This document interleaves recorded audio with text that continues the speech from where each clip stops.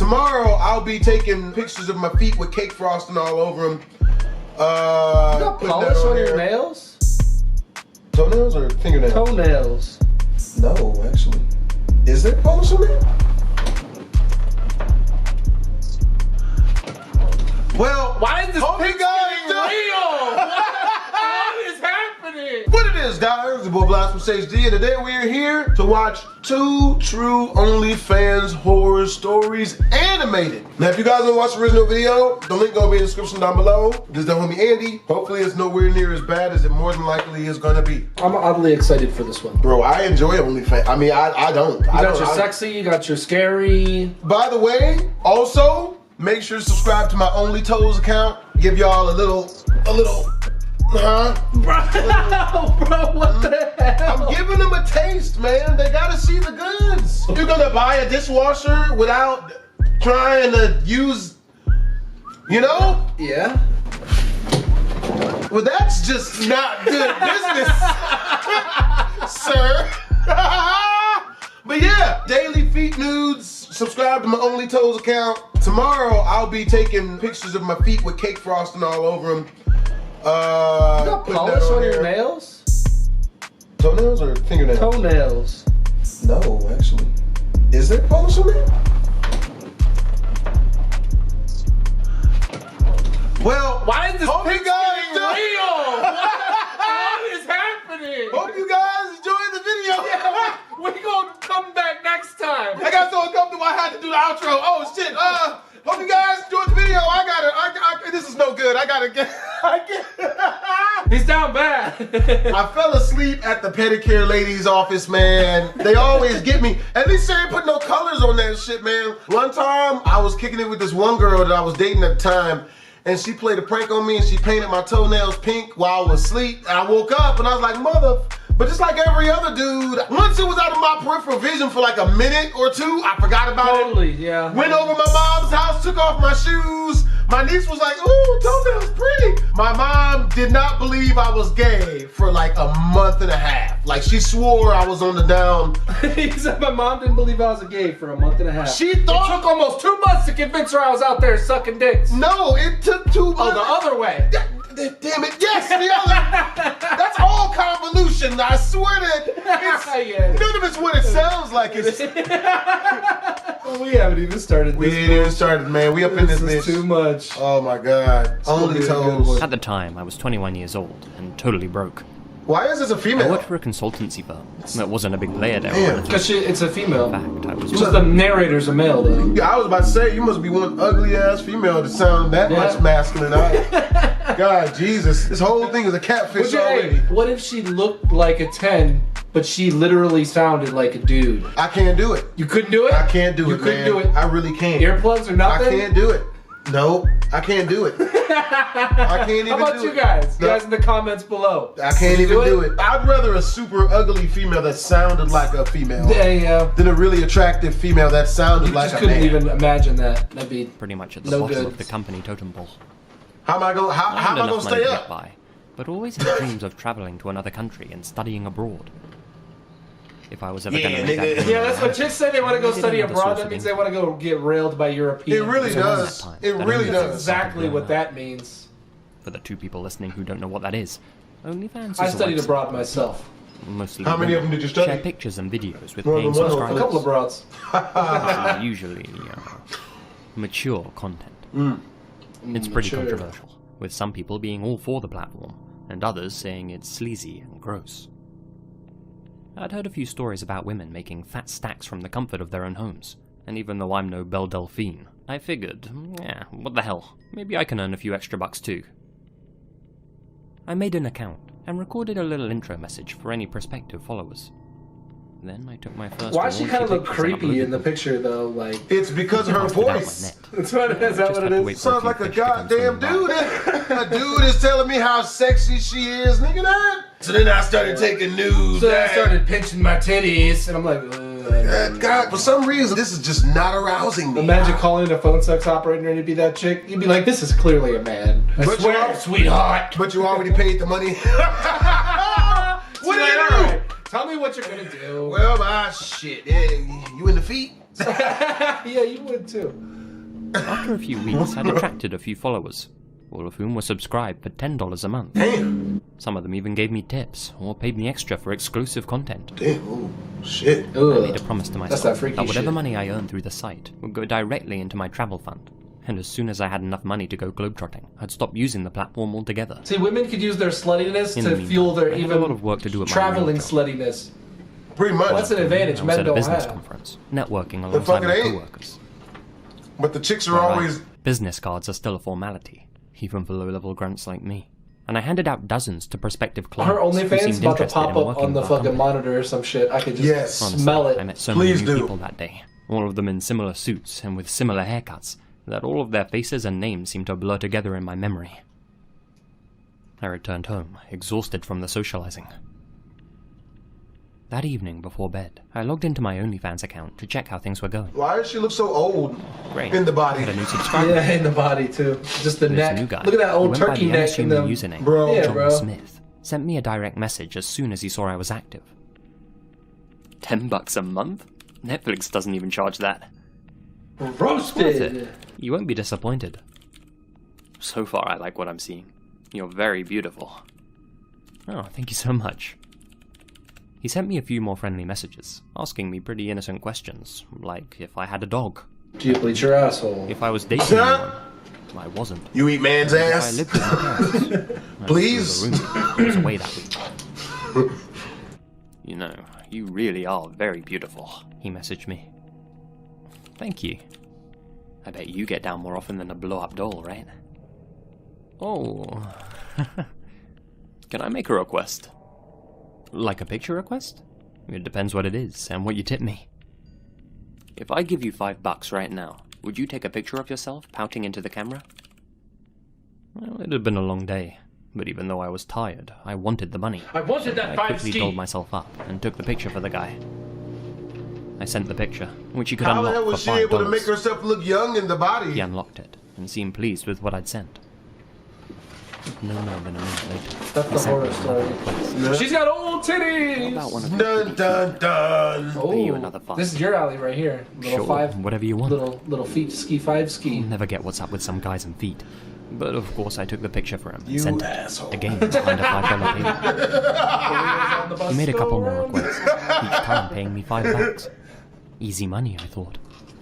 One of me in high heels, Feet one of me in nudes. such and such a position, etc. Come on, feet nudes. Yeah, you're trying to He sent catch me that another chase yourself. This Birdman hand rub. Add me on Instagram. Make sure to subscribe to my Only Toes, by the way. I could show you another. I don't want to oversaturate my Is that like a fan base. website exclusive or? Well, yeah, you got to go to the website and subscribe to my Only Toes. You get to see daily feet nudes. Instagram. He It's included all his account sex. name in the message. By the way, $10 just to add a guy on it's all Instagram. feet sex. Sure, why not? I haven't updated my Insta for over a year, and I had a couple of posts on there anyway. I took his $10 and added him. Strange. There weren't any posts on his account, but the circle around his blank profile picture was highlighted, meaning he had recently added to his Instagram story. Just out of curiosity, I clicked on it to see what he had posted. Picture the inside of my house. It was a video Anus. of my house, posted 2 hours ago, taken from the woods just outside. The next story played, uploaded 5 minutes ago. It was another video of my house, this time This shit much creeps closer, me out, bro. taken from the other side of the street. This shit always creeps me out when I The see video this shit. zoomed in on my bedroom window, the only room where the light was on, the room I was in. Yep.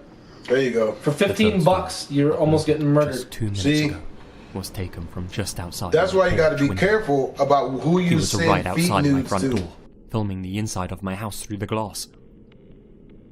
A message popped up in my DMs. Let me in. Terrified, I locked my bedroom door immediately. Oh, and called the I'd let him in. telling them that someone was outside Yep. my house. You got All it? the while, he continued DMing me. Come outside, or I'll have to come in.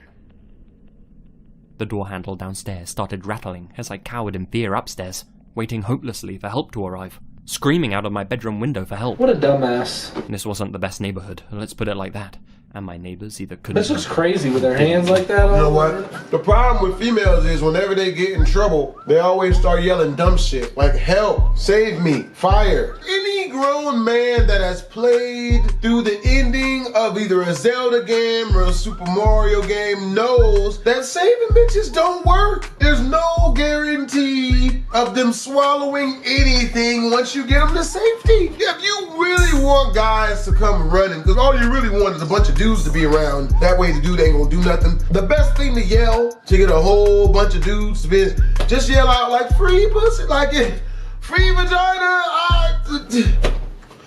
Does that, you know what?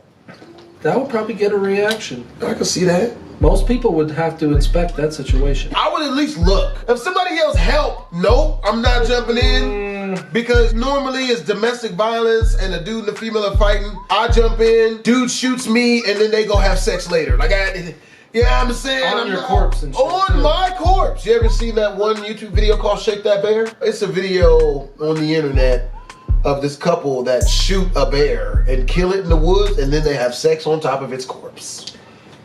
It's kind of hot.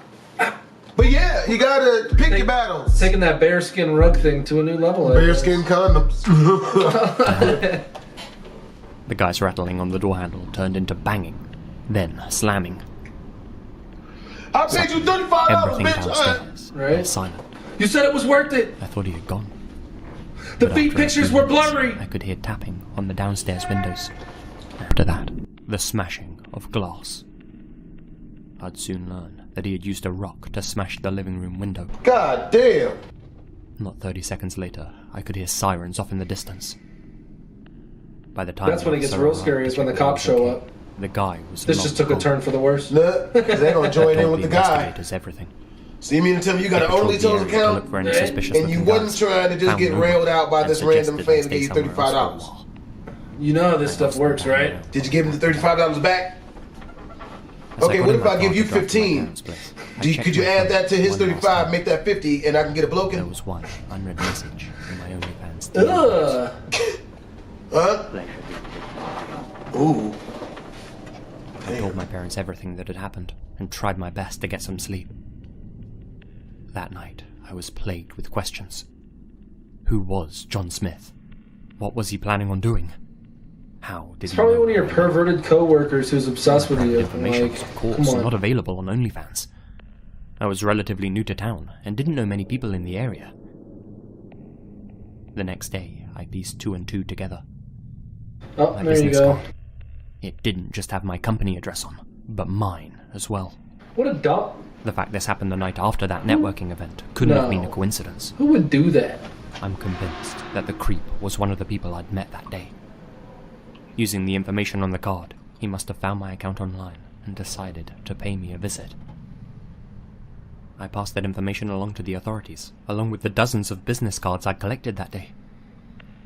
This, of course, resulted in nothing. There was no evidence to speak of, and the Insta account was obviously a throwaway. I realize now that he was asking me those friendly questions at the start to see if I lived alone and to check I didn't have a guard dog. Needless to say, I quit using the site. I've moved back in with my parents permanently now, but can't afford to give up my job at the consultancy firm. Now, whenever I go into work and meet with our clients, I put on a brave face. But inside, I'm always questioning whether the guy I'm working with is the same one who was outside my house that night. Dun dun dun. Almost got your ass eaten against your will. I don't think there's a worse fate in general. A little while back, I started an OnlyFans account. I love how these are all dudes. I know what you're all thinking, but hey, I was single at the time, and I figured it was a pretty harmless way to earn a little extra dough. Yeah, you can't get a chick to do the voiceover, I started off bro? by Come posting on. some tame Yeah. stuff, and progressively got into uploading more mature images. You don't need to draw out the Yeah, I'm words, not proud too, of it. trying to be... But I'm not ashamed either, Get this shit out of I here. lived with my parents Creeping me at the out, boy. so I had to be careful about making my content. Like I said, I wasn't ashamed, but I knew they wouldn't be as open-minded about it. As such, I always waited until they were out of the house before I took any pictures or videos. In their And I didn't house. tell any of my friends, out of fear that it would somehow get back to my phone. It would. It was very private business. It's not business. It's After just a sluttery few for months, money. I couldn't believe how much money I was making on the site. I'd amassed a sizable following and monthly income, so I decided to treat myself. Ooh, how much? My wardrobe was pretty old at that point, and I decided to buy some new clothes. I hit up a local store to pick out some new outfits. Now, it might sound strange to some of you, but when I got to the store, I started live streaming to my OnlyFans followers, talking to them about changing up my style and asking for their opinions on certain items. I'd often stream to my supporters through my private, for fans-only YouTube channel during the day. I thought this built a sense of community. A lot of them enjoyed seeing me go about my life, whether I was just out shopping, at a cafe, or just blogging from my apartment, and I'd reply to their comments. Or taking a shit. Taking a shit with a rope tied around my neck. And I started in the recognizing comfort a of few my of their names. bathroom. What do I ask for your own personal only toes? I made my way through the Autoerotic store, holding the camera and asphyxiation is selfie, normal, damn it! engaging with my fans. Shit! After about 20 minutes or Y'all so, are weird. I ended the stream. At some point during that evening, I logged onto my page. She ain't got no booty. That's when I noticed the message. This cartoon ain't got no ass. Thanks for wasting our time and money by lying to all of us. You never told us you had a boyfriend. Consider this the end of my support. Ooh. I was confused. The nerd rage. Boyfriend? Where did you Bye-bye. get that idea? Well, this guy was one of my biggest supporters, and I was really sorry to see him go. So, naturally, I sent him a message. Hey, I am single, free as a bird. I don't know who told you I wasn't. Do you think I'm stupid or something? I'll admit it took me a couple of months to notice, but it's obvious you're with some guy all the time. I see him in the background of all of your streams. Ooh. He was with you at the store today. Damn. That's that creepy shit. What are you talking about? The dude in the green shirt. I feel really sorry for the guy, to be honest. Dating someone who does what you do. I went back to check the recording of that Bro, day's you stream. paying her? Yeah, for real. Why you gotta About fire 5 minutes shots, in, bro? Over my left shoulder, there was a guy in a green shirt, walking quite close behind me. Stoned as fuck. He was very tall, had a muscular build, looked to be in his late 20s, but already had dark circles under his eyes and thinning hair. Stalking bitches. Okay, Yeah. well, that didn't prove anything. It's Just some nighttime guy work. behind me at the store. I continued watching the video, and yeah, the guy did seem to be behind me for most of it, popping up throughout as if he was following me, but surely that was just a coincidence. Still, my regular's message stayed in my mind. He said he'd seen this guy in multiple streams of mine. I went back and checked the previous stream that I'd done. It was of me at the mall. Nothing seemed out of place. Then, How do you I saw not recognize that the same dude guy standing in that same Right behind you. green In shirt the same shirt. for real? behind me in the distance. Bro, this That bitch is stream being had lasted haunted. 47 minutes, and you could see him behind me throughout it. Sometimes far, sometimes close. And you'll but notice always somebody there for following. 47 minutes? Real. The stream ended with me at a cafe, and the guy sitting down just a couple of tables away from me, all by his lonesome. The whole time, his dark eyes were watching me. I hadn't noticed him at all. Okay, so I started getting a little freaked out at this point. Obviously, this wasn't just a coincidence. I went back and checked more of my older streams. Videos of me in town. Videos of me walking the dog at the park. Chilling on the beach. In all of them, he was there. On almost all of them, Yo, he was come wearing the same on! green You don't shirt. notice this shit at the beach, man? This man, She doesn't notice the never guy seen that's before in my standing life, there had directly been at. following Come me on what on. appeared to be a daily basis. He wasn't a part of my life, but I was clearly And why is a homeboy big only got part of one his. shirt? Bro! I wasn't sure what to do at You first. know? One He shirt, had never one pair of approached me or pants. nothing. My dad was in law enforcement. I couldn't exactly go to him for advice. Your dad's a cop. Just tell him you're a I whore. decided Shit'll to stop buff posting out. content on my Nah. account for a while, resolving to stay alert and keep an eye out for this guy, and just wait for everything to blow over. If things escalated, then I'd go and tell my pa. I figured this guy would get bored and leave me alone. Boy, how naive I was. He knows where you live, idiot. A couple of weeks Bruh. passed, and luckily I hadn't seen the green shirt guy around town. Guess my plan had worked. My fans were getting antsy about me not uploading new content, and my earnings were going down as a result. One weekend, my parents went off on a romantic getaway, and, hoping to ride the OnlyFans wave a little longer, I decided to take some new photos in my bedroom. Since I was home alone, there was no risk of being caught. That night, I cooked up some dinner in the kitchen, opened the window to air it out, and then went upstairs to snap the goods. Snap the After uploading goods. the pictures, I started a live stream to apologize to my followers for my long absence. Watch homeboy be standing in the back. Bro, you're like under her bed, bro. The salty dinner had made me thirsty, Fuck. so during that live stream, I went downstairs to grab my water bottle in the living room, bringing my phone with me so I could continue interacting with my viewers. I was holding my phone out in front of me, completely oblivious to my surroundings, responding to my viewers' comments. I got to one, and as soon as I read it, my stomach dropped. "Hey Mellowcat, who's the man at your window?" In the video feed on my phone, in the corner of the screen, I noticed a small, blurry outline of a figure in the darkness behind me. I turned to see the man, the one who had been following That shit always creeps me standing out, bro. outside, his gloved hands pressed up against the living room window, his face real close as he looked in at me, his dark eyes wide with excitement. I screamed and ran upstairs with my phone in my hand. I bounded into the Baywatch type and shit. locked the door behind me as I called my parents. Okay. I cried to my dad that there was some guy outside our house. Told him that he'd been following me for a long time.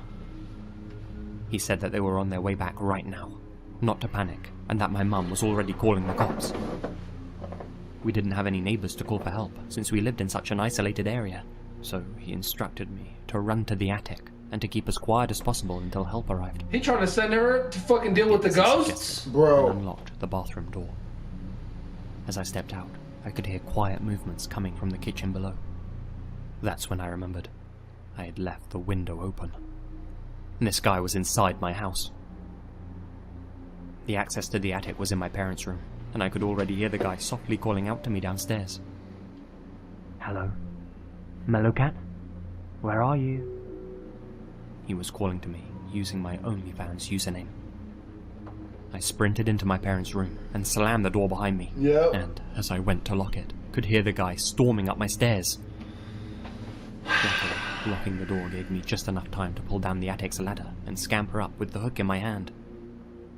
As I climbed up, I could hear the man on the other side of the door thumping into it with all of his body weight. I pulled the ladder back up and closed the attic hatch behind me. I waited up there with my hand over my mouth as I heard the door give way. My heart was beating so fast I couldn't stop breathing heavily.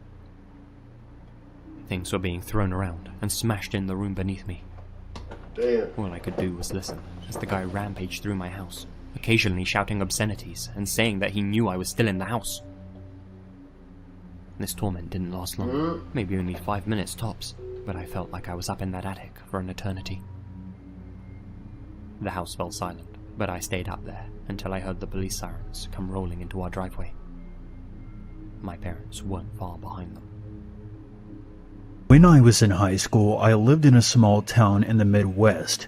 I worked at a historic, but failing, dual-screen theater. Unfortunately, the building itself was on its last leg, and the interior cosmetic renovations hadn't been made since the mid-'80s, when a wall was built over the original stage and converted into a cinema.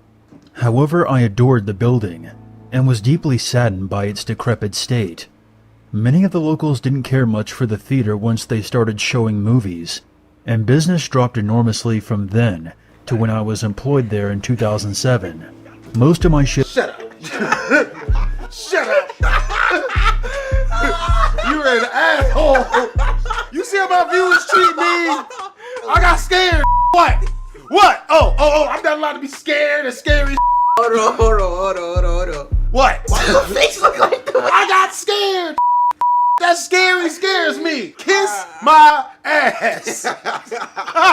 and brought my mom's vacuum in because the theater didn't have one. I tried as much as a 17-year-old could to make the place more attractive, because it seemed everyone else gave up on her. One Friday night at around 12 a.m., I decided to borrow my uncle's steam cleaner to clean up the seats in the second He theater. already messed up. He got headphones in. It was a lengthy task, but I had just got See, done like that- smoking at a joint nighttime with a too, by bud, yourself? and I had no issue That's finishing down the for night off dangerous listening stuff to right there. music and cleaning with a buzz. I entered the theater as usual and began completing petty tasks before tackling the big job. Eventually I entered the second theater and experienced a very uneasy feeling. I have never felt uncomfortable in there before, but for some reason I couldn't shake this pressing feeling on my chest. I assumed I was a little panicky from the pot. I turned my music down and started getting to work to try and get my mind off it. I had my back facing the screen and was scrubbing the second to last row near the exit when I suddenly heard a lot of rustling coming from behind the screen. This didn't come as much of a shock, considering that we've had pest issues in some of the storage rooms behind the screens. Thinking it was a raccoon trying to hide after hearing the drowning noise of my steam cleaner, I continued on. A drowning raccoon? Didn't pay much mind to in a it movie theater? until the rustling became very Where you distinct. gotta, Whatever the noise dirty. was coming from under the screen inside the large metal grate that leads to the stage behind the screen. And whatever it was big. Somebody back there eating ass. What? What? What? What are you laughing for? What? Look at the look on his face. He knows. Somebody out there catching munchies. Oh. Somebody smoked some weed and is now eating the wrong thing. Or maybe even a dog or something.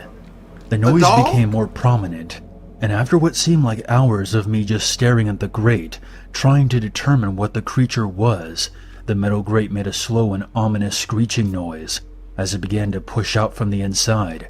Oh, somebody back there taking a shit.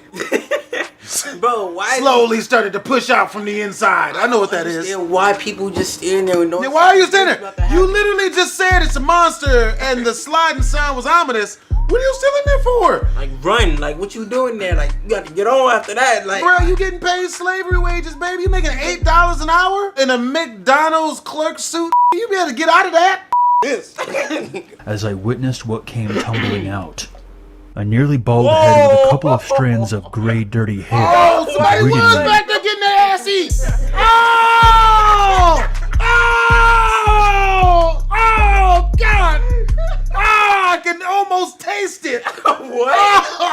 Yo, bro. Before an old naked woman, absolutely covered in... No! The only thing that makes this bad is I know women that look like that. They're not my women, but they're women I know. Why her breasts all bloodied up? Bent over like she just got some. Oh, baby girl, no! absolutely covered in dirt, insects, and blood, came crawling out on all fours and looked. Baby is covered in dirt and blood. She couldn't just wait until it was over, huh? She's back there having a whole soup kitchen. You look on the bright side, at least she ain't got no teeth. Anybody else out there aroused by this? I don't think nobody else was aroused by that. I think that's only you. You know, for once, I'm not. I don't want this. No, Absolutely not. You want that. You just said she had no teeth. Look. What you're doing is selling me down the river on camera. Alright? We know that I'm down, okay? But don't tell them that. Anybody ever had a gum job? Hey, Blast. On a scale of 1 to 10, how pretty do you think she looked? A 6? You dirty, bro. No, oh, you're right. She is covered in dirt. A 7.5. No, bro. Nah. Yeah. She has every STD in the book. You down to catch that? Gonorrhea, syphilis, AIDS, like. Someone said sigh, grab solution. Gotta do what you gotta do, right? Brave men in desperate times, you know what I'm saying?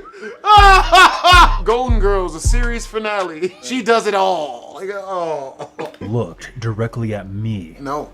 She paused as she was fully out and No. forcefully grinning at me with her toothless mouth. She looking like she wants I'm some. not sure how much time went by, but I honestly felt like my feet had melted into the floor. How? I truly Bro, see, thought I look, was yeah, you need hallucinating. some reflexes, bro. Nah. The way she was positioned like that seemed unreal, and although I was terrified, I think I was more perplexed by her contour. Oh, I bet. Nah, bro, I'm gone after that. This story's starting to sound more and more suspicious. Who stands there and waits for this? Like, Really? Like, I'm not finna wait about what you finna do. I'm gone. Not sticking around for this? What the? I thought she was a character from Silent Hill I had hallucinated, and that I was tripping on some really bad weed. Oh boy. This is what was playing over and over again. You know, dude, fuck? You hear how he starts making excuses? Nah, it was the weed that made me do. He was trying to give back shots. He was trying to drop it off. Baby girl is already naked, covered in blood and dirt. She's clearly with it. Oh Until she started crawling very quickly towards me without saying a single word. She maintaining crawling. her grin with her head cocked That's back, what you do to somebody and caught her up in here like sagging that. breasts bouncing back and forth, Beat the hitting shit her out of him. bloody arms Good luck. and smearing dirt and You blood yell out together. prank, I'm still kicking At that ass. moment, I pissed What are you not myself. running for? Until she started crawling very quickly towards me Ooh, she without bad. saying a single bad. word, maintaining her Look at that. grin with her head cocked back and her sagging breasts bouncing back and forth, hitting her. Her saggy breath bouncing back and forth. What? Is that not attractive? That's attractive to you? It's like sucking on a really big bag of pudding. You want the dry milk to come out of it. You want that powder. Who wants dry milk? Where are you getting this? You know what? I deserve this. This is what I get. That's what you want. You said you wanted saggy titty milk, dog. That's what you wanted. Damn, we're gonna edit that out. Bloody arms and smearing dirt and blood together. At that moment, I pissed myself and jumped over the last 2 rows of seats. I still can't believe I did that in one leap. You turned and ran into as a fast as I track runner could to after the that. exit door. I could hear distant shuffling as I slammed the door behind me, locked it, and ran to the police station, which was a couple of Had his own buildings little away. track meet. I gave them the key, called my manager, and told them I wasn't going back. The woman who crawled after me, according to the police, was a homeless schizophrenic meth addict who decided Oh, so she's on them drugs. Oh, she was trying to get down. I'll do this for money. I ain't gonna say what though. Oh no! Why does that sound like that could have been the situation? I just need $2 to catch the bus. I'll do whatever you need. See, look, I'm already naked and covered in blood and dirt. Let's have an entanglement real quick. Oh! Someone said, "Is that the semen demon from the Maury show?" Semen demon.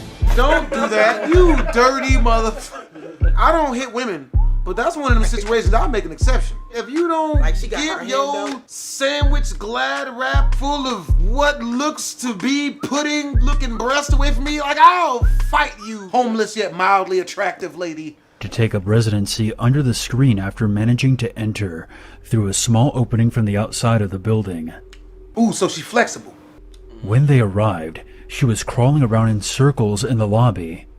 It appeared to them that she had been staying there for at least a week to shoot up meth, and she more than likely watched me on my janitor days, grinning that toothless grin as I swept away, unaware of her being there.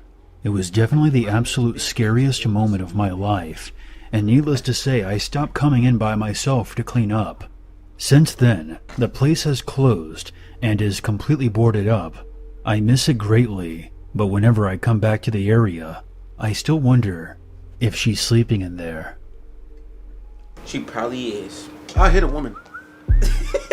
If something like that came crawling at me, I'd kick her right in their dusty titty. Drug addicts get some superpowers. I promise you. There was this one crackhead who got shot like 10 times. He did not die. What the fuck? I saw a dude on meth. He crashed a car, broke both his arms, got out running like this. You don't want to fight a drug addict, bruh. This happened to me when I was in 11th grade. I'm a female, and I tend to be a people pleaser. I never like to call anyone out, reject anyone outright, or act like someone is being weird. I'm also a bit open-minded. She sounds like a liar, is what she sounds like. All of those things don't go together. I didn't hear that again. This happened to me when I was in 11th grade. I'm a female, and I tend to be a people pleaser. What? Mm-hmm. A people pleaser. Hold on now. So you a school? It's a prostitute. No, I'm joking. No, that's a bad joke. I never like to call anyone out, reject anyone outright, or act like someone is being weird. I'm also a bit open-minded, and I tend to go with the flow. I don't know, man. All of those things sounds like the type of female I'm looking for. What? For real. You down with a female who did everything with the whole football team and basketball team? You down with that? You first. Good luck. Have at it, buddy. And then I'll leave. School started in early September, and in my marine biology class, I noticed that there was this boy that kept staring at me from the corner of my eye. I just made one of those half smiles towards him to acknowledge him, and went on about my assignment. I really did not think much of it for a couple of He on weeks, some type of drug. even though he continued to stare. He was very skinny and tall, had brown hair. His eyes were so brown that they looked black. He had a generally nondescript face, other than his super dark eyes. One day he decided to say hi. I said hello back to him, and he told me his name, which was Alex. I told him mine, but he said that he already knew my name. That wasn't a surprise, as I have rather large handwriting, and he could have easily watched me write my name down on one of my papers, since he was staring at me so much. It was kind of odd that he didn't really have any facial expression when he flatly said that he knew my name. I just sort of laughed it off, said, "Oh, okay," and began putting my things in my bag as the bell was about to ring. I only had a few friends, and we always sat at the same table during lunch. We were all rather quiet, and most times read while we ate. That means I usually don't look around the lunchroom, as I have my eyes in my book. This day my friend finished her novel, so I decided to put mine away and just talk. I immediately noticed Alex staring inside at us from the courtyard tables. He never seemed to be embarrassed that I noticed him. I showed him to my friend and told her about my class with him. She found it to be super creepy, but I said he's probably harmless and was just socially awkward. I arrived Famous last words. in marine biology a little early later that day, and so it was just myself, Alex, and one other girl for about 10 minutes. I did that half smile at Alex, and then decided to break out my book and start reading again. He had his hands folded over his mouth and was staring again. This time, it just felt awkward, because we were basically alone now. I glanced over at him and kind of raised my eyebrows, as if to say, "Yes?" He looked me up and down very slowly, and I asked him if he was okay. He said yes, and that he was just inside of his head, thinking, "Okay, whatever, that's fine." The next day at lunch, there was a little piece of paper on the table that we sat at. It had my name on the front. Not just my first name, my first and middle name. I opened it, and it said something like, "I wonder what your asshole would look like with a PVC pipe shoved up it." What the f? I looked around. I didn't see Alex, but I immediately knew it was him. I was very scared to come to class later that day. What's really messed up is she was with it before you did that. She was giving him eye contact and talking to him. She was with it. That doesn't mean she's with it. That she's trying to be friendly. She's a people pleaser. She was a people pleaser who has a problem with saying no. That's basically women all, in general. Women are backwards, but still though, she don't deserve a PVC pipe up her. No, who said she deserved the PVP pipe? That's his problem. I disagree with the PVC Okay, so what pipe. later on the video we see that? Maybe like it bleeds. What? Did you say a bead? No. What you? No. Yo, black, No. bro. No. Nah, bro. No. Nah, bro. Nah. No. Nah. No. You I definitely. Nah, you definitely. I didn't do that. No. She said he wanted some beads. No, I said cheese. What cheese? Cheese sandwich from the cafeteria that they were in. That she saw the note at. So a cheese sandwich up her anus. That's what you're telling me. Why is that something that you're talking about? You're disgusting. I'm gonna start the video again because you sickened me, sir. I was hungry from earlier. I said cheese sandwich. Absolutely. But he wasn't there. I felt a lot better about not seeing him. The note itself was gross and embarrassing. Was it? I didn't want to show any administrators because of that. See, why don't women think that type of stuff is sexy? I went to the bus area yeah, I at don't the think end it's of the sexy day, either. Never mind. like usual. A bead and a cheese sandwich. For real. I haven't had lunch. Okay, so you mean to tell me you gonna sit here and watch Blast eat out somebody? What the hell are you talking about? Who eats cheese out of someone's ass? You just said it. I didn't say that. You you just said I haven't had lunch, and you just I didn't say that. He is an instigator. Yeah. He is a shitty individual. Nah. Cheese out of an ass. What is wrong with the kids today? I had nothing to do with Because that. you talked about eating Dirt a bags. cheese sandwich out of somebody's anus. Nope. Out of Jack somebody. cheese sandwich. Pepper jack, that's different. We locked it in. Pepper jack is different. But just regular cheese? Disgusting. What you want, Swiss cheese? What you want? See, no, that's even worse. Butthole? What are you doing? Get it together.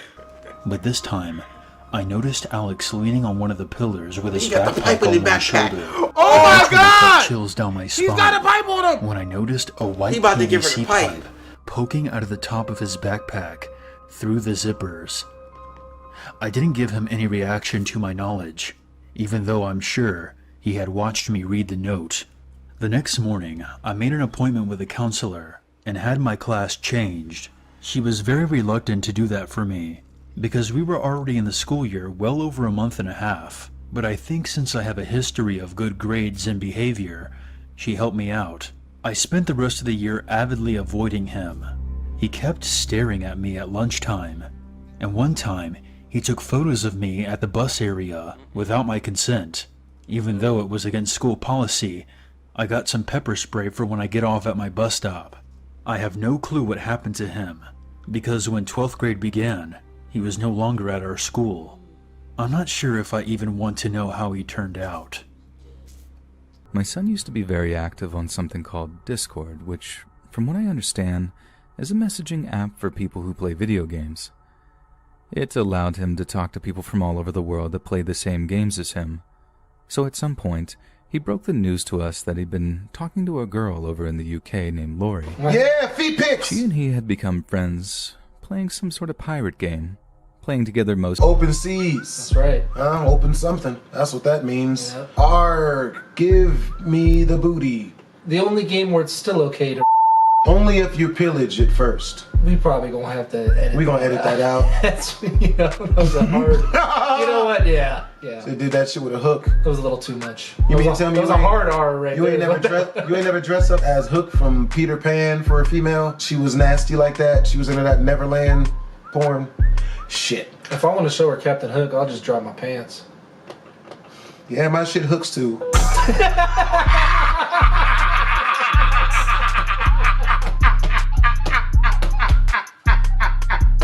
Let me see y'all put your hooks up in the comment section down below. That's gonna bring back some painful memories for one of my fans. It's like, oh. Yeah, you drop your pants on the first date and shit. She sees it, immediately looks at her phone, and then says her mother just cat died or something and has to leave. all the time when they weren't at their computers. And eventually, he just up and asks her if she wanted to be his girlfriend, and she says yes. Oh shit, no. It was definitely a new concept for someone like me who grew up at a time when cell phones weren't even a thing.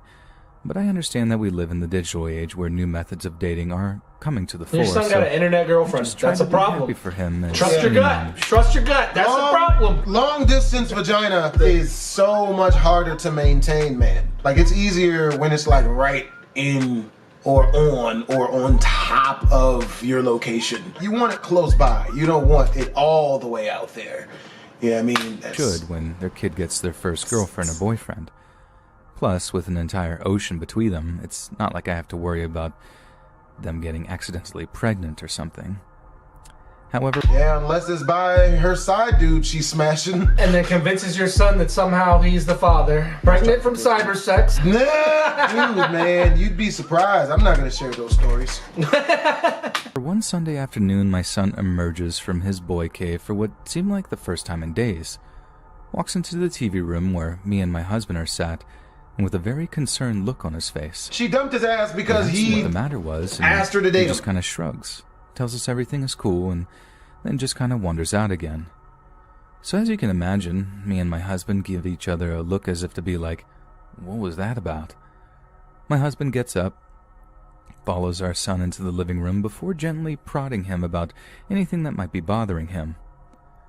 From what he told me, our kid was just doing that typical boyish thing of pretending that everything was fine, but in a way that tells us that he's obviously upset about something.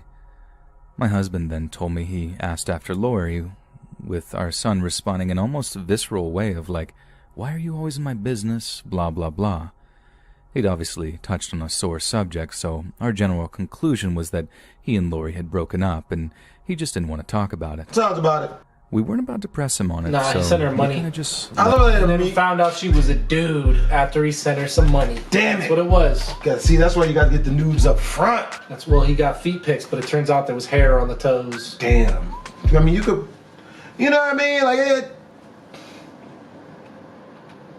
left him to it to get over. Yeah, you're like, I'm not going to justify that. You were about to, and then you're like, nah, I'm staying away from that shit. like you ain't never fucked no feet with no hair on it before. He'd spend more and more time. We've all up in been his in dark room, places. only ever coming out to go to school or eat dinner, This and nigga then beating just his meat. retreating back to his little boy cave. No! It's smelling Like I it. said, we figured this was Ah! Damn, that's That's why. a greasy boy That's right why there. she left his ass. Yeah, he was nasty is what it was. He was a dirty motherfucker. She had to roll out on that shit. Bro, that's terrible. Jesus. But over the next I'm month or dead. so, our That's son awful. seemed to get increasingly depressed. Yep, I bet. He'd spend more. Nothing says depression like beating your penis on camera, then animating it, and then telling people that you smelled your hand after you were done. Oh, man. I was just smelling the warmth. That's what that. More and more time up in his Doing room. that shit, Only bro. ever coming Hand out to go to hot. school or eat dinner and then just retreating back to his little boy cave. Like I said, we figured this was because he'd split up with his internet girlfriend, but one time my husband was walking past his Damn. room and blatantly heard him That's a talking to fucked up someone via refractory his little period. voice chat Discord thing, addressing them Man, as so Susan left you? Yeah, man. Damn, that sucks, bro. What you gonna do? Well, I just take myself home. You know what I mean? I'm a date me for a while. Low maintenance, you know what I mean? I don't need to go out a lot. Nope. And after I smell my hand after I'm done with myself, yeah, I mean, no one judges me for it. No one comes in there, bro. Oh, look at him, he's tasting his own rainbow. Like, no one does that Whoa. to me if I Whoa. don't tell people. Yo, smelling and tasting are two very. You just went from walking the line to jumping into the fucking deep end real quick, my man. Well, scientists have shown that smelling is very close to tasting. So Wow. it's technically the same thing. Okay. Got to edit all that out. This whole video got edited. Yo, oh my god, this is like a Babe, 30-minute video. We and 2 at one minutes point, in. Lori. Bro.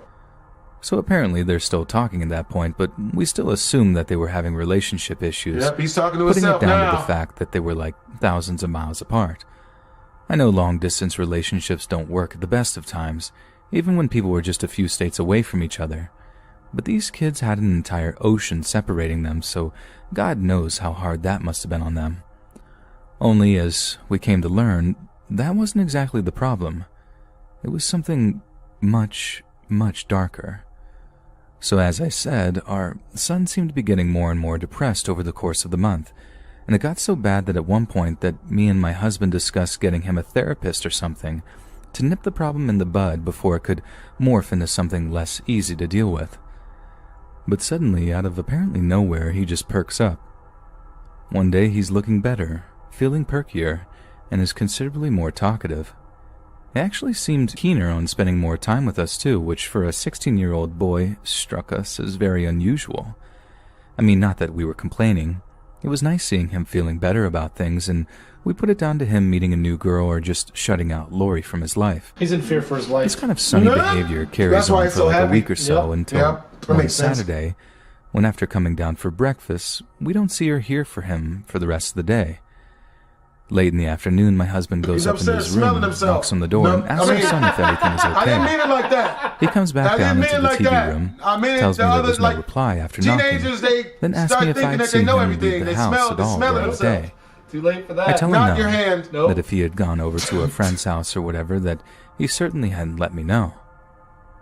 Then my husband just kind of Everybody shrugs, knows what you were tells me talking he has a about headache, right then there. walks off Do they? to the Yeah, downstairs bathroom to they get an know. aspirin from They're the medicine cabinet. hypnotized. Mind free. Next thing I know, I can hear him springing down the hallway and up the stairs. His feet like boom, boom, boom as he rushed up to our son's room. I'm Oh, super shit, he's confused, hitting it that like, hard? What's going on? I mean, he's hitting himself Before that hard, walking they out can into hear the it. hallway. From where I'm Boom, boom, boom, boom, boom. What the fuck is that? standing, I can actually see into the downstairs bathroom, and It's alright. what I see makes my blood run cold. We usually kept all our pain pills and other such medication in a little plastic first aid kit style He's beating thing. his meat into you We guys' kept medicine the thing bottles stuffed to the gills. and closing it back And there up. it was, What? lying on the bathroom floor. He's almost got completely empty. what, man? Most habits Then, like my progress husband after before time. me, hit me what had happened. He's evolved into a. So I sprint up to my son. Oh, I knew it! I told you! I told you! Wait, is this not something to be funny about? We gonna edit this out. Like he graduated to poop. It's just treat that shit like cocaine. He's got it under his nose and shit. He shit in his hand and snorted it. No! Leaning over our boy's bed, Wake up! shaking him like, "Wake up! Can you hear me? Wake up!" Wake up, you There's a nasty pool son of of a puke bitch. sitting on the bed next to his How head, was and he's it? Was completely it? unconscious. Should I be doing this? And there are empty pill trays lying on the floor nearby. As soon as I walk in, my husband runs back downstairs to call 911, and I take over the shaking and the wailing, begging him to open his eyes. Now they only I start checking that nigga's pockets. Hell yeah. What? Look. Look at the state that he's in, bro. Are you talking about flesh pockets? No, you gotta sell that bed. He's not gonna need it anymore. That dresser next to him, boy, you could pawn that. You know what that dresser is? That computer he was using to talk to that female. Bro, at least $50 at a pawn shop. 100. light in the room was coming from his computer monitor, so at one point I look over to it and see one of the most haunting things I'd ever seen in my life. On the screen is a webcam window from the Discord thing I mentioned, and it displays the body of a young girl that's just kind of dangling in midair. It took me a second to realize what I was looking at, but when I did, I almost screamed the house down. She was hanging from something. I tried not to look. Young love. Together forever. You a savage. What, you ain't never seen The Notebook? No. It's a notebook, man. It's a I was never that hard up for a fucking hand job. Yeah, I me have to neither. watch The Notebook. There was no hand jobs in The Notebook, was there? I'm talking about getting it from the chick who wanted to watch the movie. Understandable. That's actually a better I don't decision. know if there was hand jobs. Way better than crying at the end of the movie like I did. Bruh, I was watching it on a date. Bruh, I'm not gonna lie. My eyes started misting up. I had to go to the bathroom and lie. So, like, the guy you were on a date with, how did he feel? You know what? I rebuke that in the name of Jesus. We weren't living together in sin. Don't put that on. That was a good one. I just tried to focus on my boy as his dad Back to ran these back teenagers. This upstairs nigga with running, bro. emergency What is this, really? Your son's dead, and this nigga's running.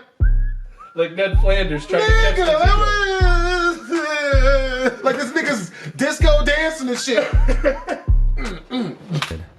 I just tried to focus on my boy as his dad ran back upstairs with emergency services to his cell. I should have told him not to look, but I was just distraught. I could barely speak as he walks How back many into the windows room they and have starts in that describing our motherfucker? son's How big as condition to shit? the dispatcher on the other end of the line. He's frantically talking away when That's why he does took pretty a much step the out the same gate, thing because as you me. wasn't sharing none of the Turns around money. to see the webcam window open and the girl's body hanging on the screen. Wouldn't it be funny if, like, 3 minutes later, she got down, she was just hanging by her hands? April Fool! April got you! Oh, no. Shit. Shit, turn off the gas. Uninstalled Discord. He just froze and stops talking, long enough for me to be able to hear the dispatcher say, "Sir, are you there, sir?"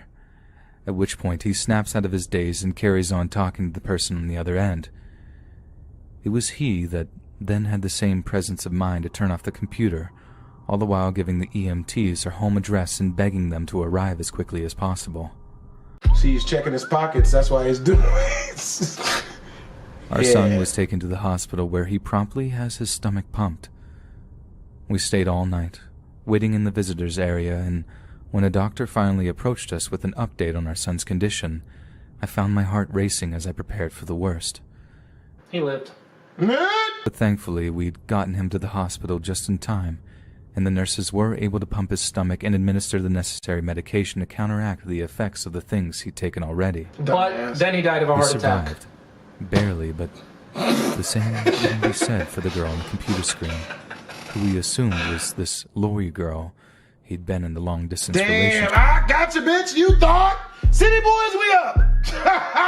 No, You're right, too soon. Too soon. Turn the camera off, then congratulate. Yeah. Gotcha, bitch! When our You son thought- woke up and saw us in the hospital room, he burst into tears. This is not the time to be smelling your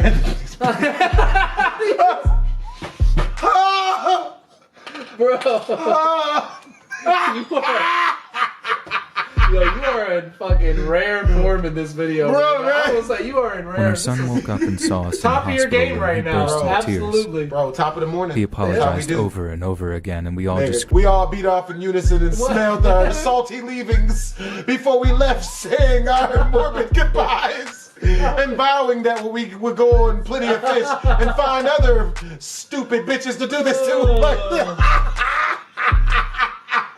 Jesus. years.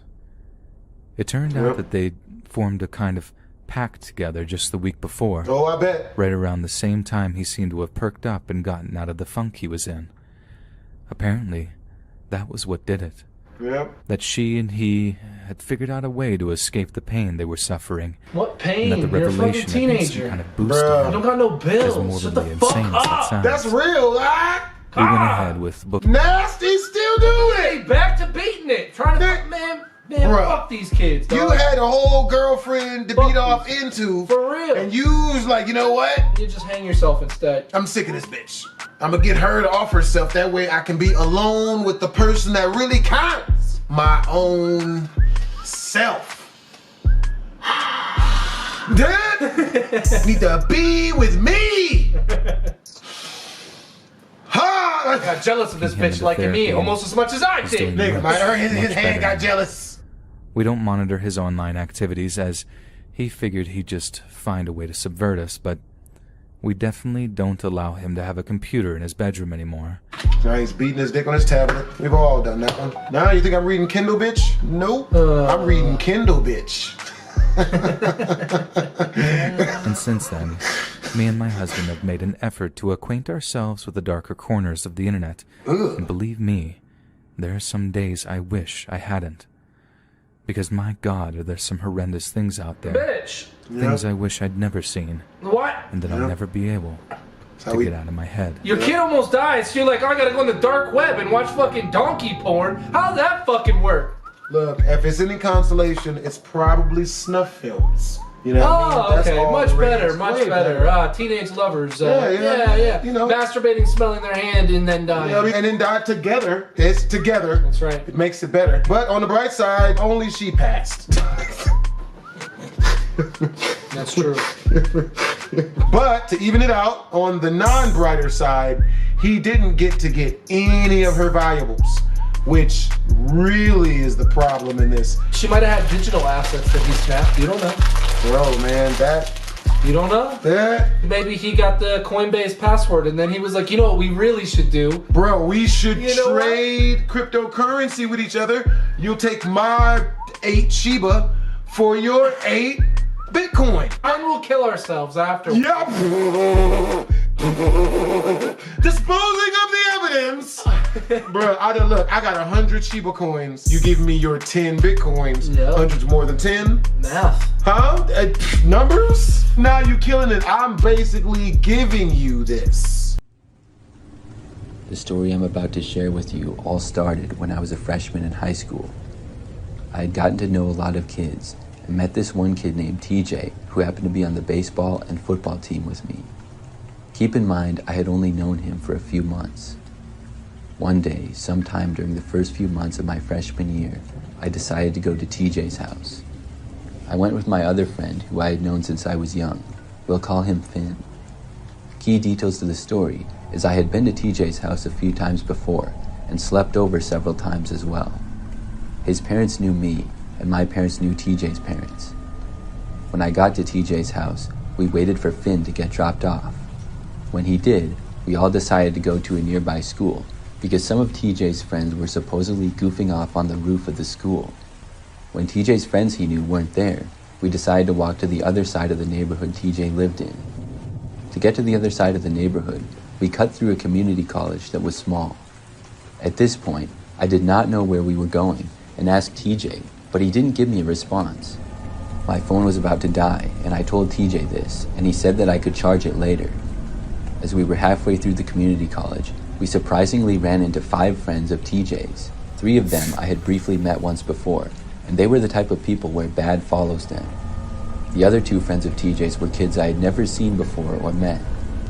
I asked TJ where we were going, and he said one of his friend's house. I got a weird feeling, as my phone was dead at this point and it was dark out. I was walking when one of TJ's friends thought I was talking bad about his mom, but I hadn't said a word about his mom at all. Then TJ insisted that I did, and shortly after, TJ and his other friends insisted that we fought. Mind you, Finn, my good friend, did not say anything and stood there not knowing what to do. I've been in fights before and can hold my ground. One of TJ's friends at this point was circling me and got in my face and shoved me. I turned, and his friend threw a punch at me and missed, and then I felt someone punch me with my back turned. I eventually tossed one of the guys to the ground and had him pinned, but the other guy then kicked at me. The guy I had pinned down was now on top of me and punched me, and one of my contacts fell out and I couldn't see. I finally got up and was bleeding from the eye when TJ and 2 of his friends insisted we go round 2 and started placing bets. I finally walked away, and as I was, TJ took a photo of me, and somebody else I guess had a video of the fight. Later on, it got passed around everyone on the baseball team, and everybody was angry at TJ for not helping me. Anyways, we eventually walked back to TJ's house where Finn's mom was waiting to pick him up. The parents found out I was in a fight, but was more worried about TJ than me, and I was bleeding. My parents found out and were mad. We filed a police report on one of TJ's friends that basically assaulted me and attacked me. Days later, TJ was taken to a mental hospital because he allegedly wanted to come to school and shoot me in the back of the head in class. I took him to court for a restraining order, but the judge did not pass it and told us to make up and get over it. What? I realized that I was lured into the dark area of the community college to most likely get harmed. Finn did not help me, and I haven't talked to him since. I blocked TJ on everything and haven't seen him since either. I hope TJ doesn't do this to anyone else again, but it's a lesson that you might not know a friend as well as you think. Nothing video games don't care. When I was in high school, I used to ride the bus to and from school during my freshman and sophomore Manly years. sounding female. This happened during my sophomore year. I lived sort of at the end of a curving and quiet street. Most people who lived in my neighborhood had long driveways and large properties with lots of trees. The city that I lived in was pretty spread out and rural. The bus did not come down my street, so I had to walk down it and wait at the end. I was also the only person on my street to ride the bus. Generally, the bus would get there really early in the morning. I don't recall the exact time, but it would usually be dark out still when it picked me up. When I got dropped off after school, I would also have to walk the distance of my street. It was not so bad at all though, and the most annoying part was that it was kind of unpredictable when the bus would get there in the morning. It would often be late, I remember, so I would be standing out waiting for a while sometimes. Other times, it would get there right after I got to the corner. The location that I got picked up from was a busier road that mine connected to. It was usually pretty quiet though when I got picked up. One morning, I left my house and was walking down the street to wait for the bus. When I passed by one of the curves in the road, I saw what appeared to be a man just inside one of my neighbor's yards. I knew that he didn't live there, and he was behind one of the trees, and I could barely see him. It appeared as though he was hiding, which I thought was really odd. I only looked at him for like a second, and then I just kept walking. I made it to the end of the street eventually, and the bus got there a very short time later. I was at school after that until I rode the bus home that afternoon. When I got dropped off at the corner, I started walking back to my house. I had forgotten all about the man that I had seen earlier, but when I was passing by almost the same area, I saw him again. It was really strange. He was hanging out in the woods just off the road. In that area, it was pretty dense and would be easy to hide in there. I wasn't sure what the guy was doing, but it looked very suspicious. I guess he could have been visiting one of the neighbors or something, but I was pretty sure that he didn't live here at all. I walked past, trying to ignore him. He was somewhat visible, but also sort of blocked by tree branches. After making it past, I continued to walk, and was a little more than halfway down the street to my house. I remember that when I made it farther, I looked back and noticed the man was now standing in the street. He was slowly starting to walk behind me. I hadn't known that he had even left the woods. It was really creepy to see. I was a long ways up from him though, so I wasn't too worried just yet. I kept walking, and when I made it to my driveway, looked again to see him still walking. He was about the same distance back though. The guy was just wearing jeans and a gray sweatshirt, and I never got that good of a look at his face. Don't let him see you go in He your had house. dark hair though. I quickly walked up my driveway, got out my keys, and went inside. When I was in, I felt a lot better and checked out the front window. The view of the street from there was partly obstructed by trees that we had in our yard. Still, I didn't see him at all. I was home alone for a while until my parents got home from work. During this time, though, I didn't see the man at all. I ended up sort of forgetting about him as the day went on. The next morning, I left my house again to catch the bus. I walked on our street, and in another woods area, saw somebody walking through when I passed by. I immediately remembered the man and realized that it was him. I walked faster and passed by the area where he was. When I did, I didn't look over at all, but tried to ignore him. I assumed that it would be a similar situation to the previous day. But this time, when I made it to the straight part of the road that led to my bus stop, I heard footsteps behind me. It was very quiet with it being so early, and I could hear him walking. I looked behind me and saw the guy maybe 100 feet back. He was walking in the middle of the street now. I walked faster and soon made it to where I would wait for the bus. I looked down the street but didn't see my bus coming. I really hoped that it would arrive before the man reached me, but today it seemed to be running late. As I impatiently waited, I looked over my shoulder. The man was still walking towards me, and now about 50 feet back. I couldn't wait any longer, and I went to the left. I walked along the side of the busy road, which had no sidewalk and really no place to walk at all. There was just a slim margin outside the road line. I walked along this road towards the other street a ways down that I knew my bus went down before my road. It was a ways away, but I didn't know where else to go or what else to do. When I did this, I noticed the man start to follow me there as well. I walked faster and hoped that the guy wouldn't start running after me or something. For a couple more minutes, he seemed to maintain my speed and was like 50 feet back still. I walked along this road until I actually saw my bus up ahead.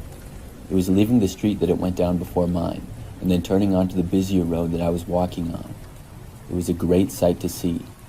I kept walking and then stopped and started waving for the bus. The bus stopped for me and I got on. When I did, I looked to see where the man was. He was in the ditch and disappeared into the woods, which was about 30 or 40 feet off the road. My bus driver looked confused, but I told him what happened. The man was gone now, but my driver agreed to drop me off in front of my house after school instead of at the corner. So after school, I was dropped off right in front of my driveway. As we drove down my street, I didn't notice the guy anyplace, but he could have easily been hiding in the woods again. I was able to make it inside safely. When my parents got home, I told them about it.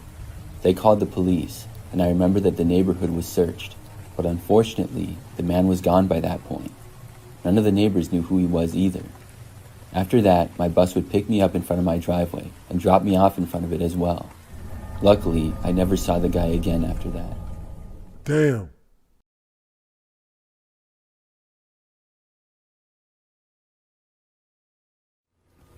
I'm a female, and this happened when I was in high school. My friends and I used to like to go to the high school football games on Friday nights. We would watch our friends play in the game, and there was a really large student section in the bleachers. It was always a good time, and then I would often hang out with my friends afterwards. One time, I went with two of my friends to a high school football home game. Where I'm from, the high school football games are always a huge deal. Just about the entire city shows up, and it's always packed. Plus, our team is usually pretty good. We got there early and went into the student section. During the game, we mostly stayed there, but a couple of times we got up and walked around. It was very crowded. After the game, we hung around for a little while, and then we were going to leave to go to one of my friends' houses. Then we were going to spend the night there. She lived about 10 minutes away from the school. I was driving, so we got into my car and then started to leave. There was a lot of traffic and a big traffic jam. It took probably 10 minutes just to get off of the main street. Once we were, though, it was smooth sailing, but we noticed that there was a car driving right behind us.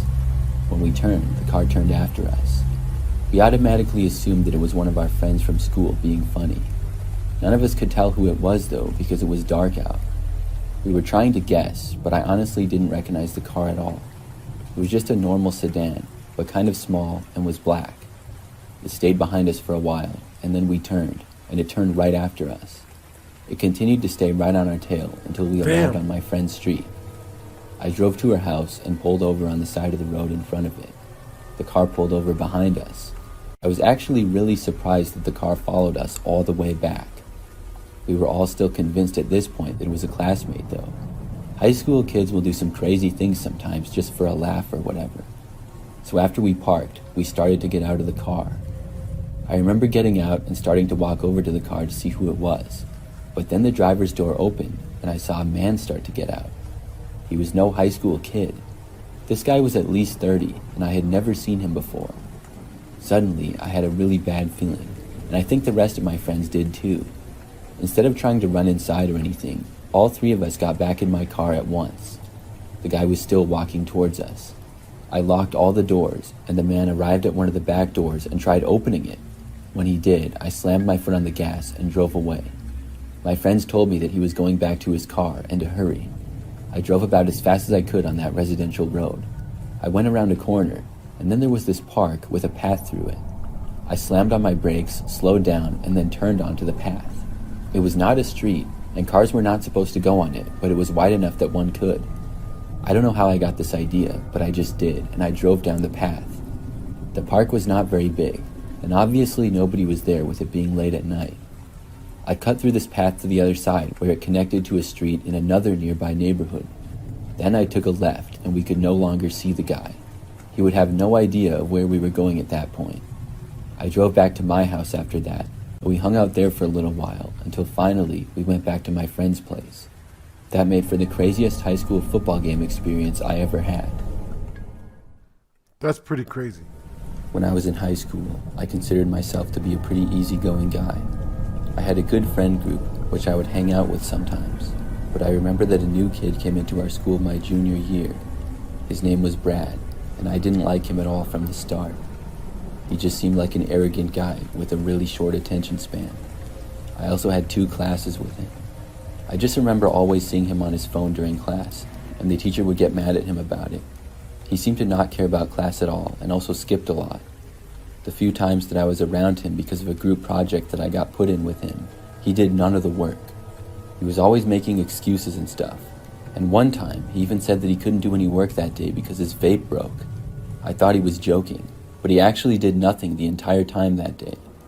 So anyways, I tried to avoid him for the most part, but he somehow became friends with some of the guys in my friend group. So I ended up hanging out with him in a group setting like twice. I didn't know he would be there, and he was being annoying the whole time like always. Literally the first time I was hanging out with my friends and he was there in the lunchroom, he made fun of my shoes. They were just average Nike athletic shoes, but a little worn. I didn't care what he thought, but it seemed like he was just trying to roast me to impress my friends or something. So clearly we didn't get along. Yep. Then we ended up actually getting into it a little bit during gym class one day. We were playing floor hockey, and I was the goalie and he was on the other team. He basically picked up the goal and moved it to try to score. So then I picked up the goal and I threw it, and then he started getting in my face and some other kids held him back. It was more about the fact that we didn't like each other than we really cared about a gym class game. But I remember not long after this incident, one of my friends told me that Brad really hated me. I already had a hunch, and I said that I didn't like him either one bit. I tried to stay away from him, but sometimes it was hard with us having classes together and mutual friends. I didn't know why any of my friends spent time with him anyways. But one night, I was at home, when one of my friends, Jamie, texted me saying he needed a ride. He told me that he was at the high school and told me to come to Lower Law. I didn't really want to go at first, but he told me he would buy me Taco Bell if I did. The school was a little less than 10 minutes away, so it wasn't that big of a deal. I told my parents I had to give Jamie a ride home, and then I left. I think it was about 8:30 p.m. or maybe 9 at this point. I drove to Lower Lot, which was sort of far from the school, but you didn't need a pass to park there. I pulled in and saw one other car in the parking lot. After parking in one of the spaces, I didn't see Jamie anywhere though. I texted him asking where he was. When I did this, I heard someone talking from my left. I looked over and saw Brad there. He was telling me to get out of my car. I was so annoyed to see him, but I wanted to know what he wanted, so I got out of my car. After I was out, his tone changed even more. He walked up really fast and got in my face. It was clear that he wanted to fight me, and he pushed me a little. I told Brad I didn't want to fight him, I was just there to pick up my friend. But after he shoved me, I pushed him back a little. Right after that, though, I saw somebody else emerge from behind what I assumed was Brad's car. It was the only other car in the parking lot. I had no idea who this guy was, but I gathered that he was a friend of Brad. He didn't go to our school, though. This guy started walking towards me and cursing me out. Now this wasn't fair. If Brad wanted to fight me, that's one thing, but don't bring your friend so it's 2-on-1. I asked who this guy was, and Brad's friend then came up and shoved me. I took one swing at Brad, and then his friend went around and hit me from behind. I fell to the ground, and Brad kicked me in the leg when I was down. After that, I got up as fast as I could and started running off. They immediately started chasing after me. I was a lot faster than they were, though. I ran into a grassy area next to the high school, and then off school property into a woods. The entire time I heard them chasing after me, but I was pulling away. After running into the woods, it got very dark. I couldn't see much, but I kept going through trees and heard Brad and his friend reach the edge of the woods. The woods was getting pretty thick, and they called for me to come out, but did not seem to enter the woods themselves. I waited in there for a while and hid behind a tree. After about 5 minutes, I left the woods and didn't see them. I'm not sure where they went, but I went back to the parking lot and both cars were still there. I went back to mine and then I drove home. After getting back, I texted Jamie and cursed him out. He claimed that he didn't know Brad wanted to fight me and also claimed that he didn't know Brad's friend. He told me Brad told him to say what he did because Brad really wanted to talk to me and I wouldn't respond to him. It was a lie because Brad never reached out to me at all. I do believe Jamie, but it was still messed up for him to say that to me. Over the next few days, I didn't see Brad at all. He wasn't in classes, and I was happy about that. In fact, I never saw him again after that. He didn't show up to class anymore at all. I'm not sure if he just kept skipping class until he got expelled, or if he changed schools again. Either way, I'm glad I don't have to see him anymore. When I was in high school, I was really into sports. I played on the football, basketball, and baseball teams. This took place during my senior year, and after a basketball game one night. I loved weightlifting and would work out in the school weight room all the time.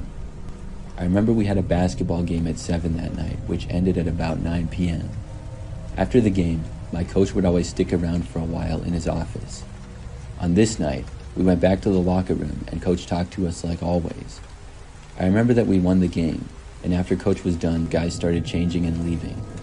I told coach that I was going to go lift, and he said that was fine.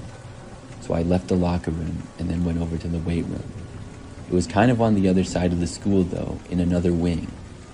The weight room was kind of tucked away, and you had to walk past these janitor's closets to get there. So I went inside the weight room and started lifting. It was nice because it was just me all by myself in there. I was really focused on getting in as good of shape as I could at that point, because I was going to be playing football in college the next year. So I worked out in there for probably 40 minutes or so. Then I was going to go back to the locker room, shower, and drive home. By now, everybody in the school was gone, except for my coach and the night janitors. I believe there was 2 overnight janitors, and I knew who both of them were because of my many late nights at the school. After exiting the weight room, I passed by one of the janitor's closets. I'm not sure why, but I looked in. I saw what appeared to be a man hiding inside, sort of behind some stuff. Is he beating his meat? After passing it, I stopped where I was and was thinking, did I really just see that?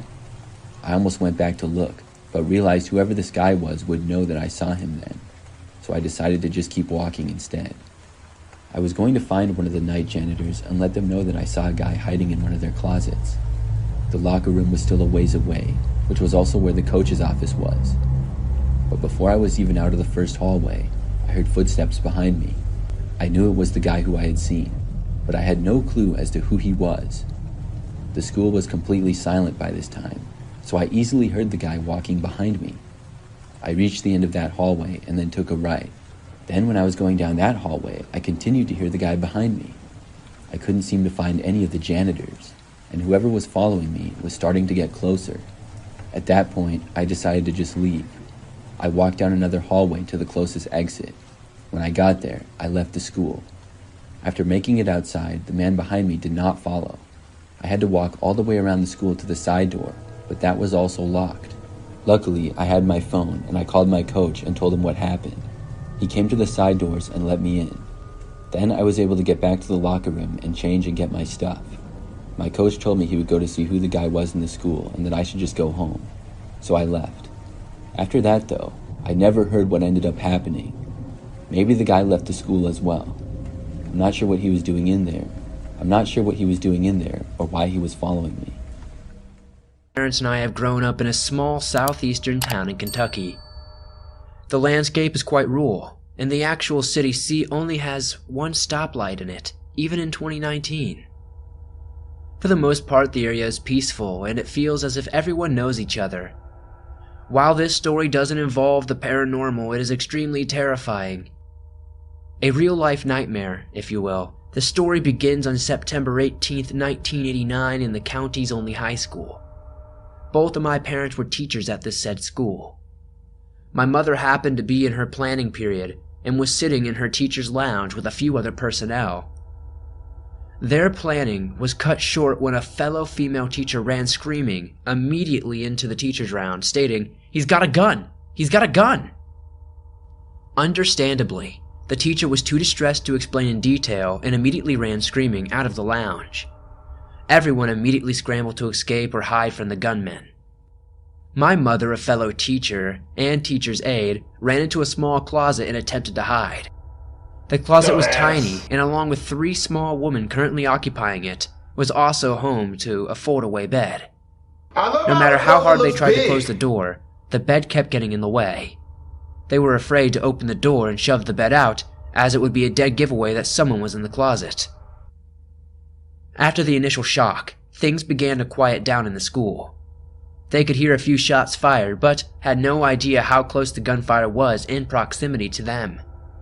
They literally crammed like sardines in a hot closet, unsure when or if the shooter would come for them. Though they tried to remain silent, my mother did make a plea for their salvation. You gotta knock him out, otherwise we all die! How stupid can you be? As it was almost certain they wouldn't make it out of the school alive.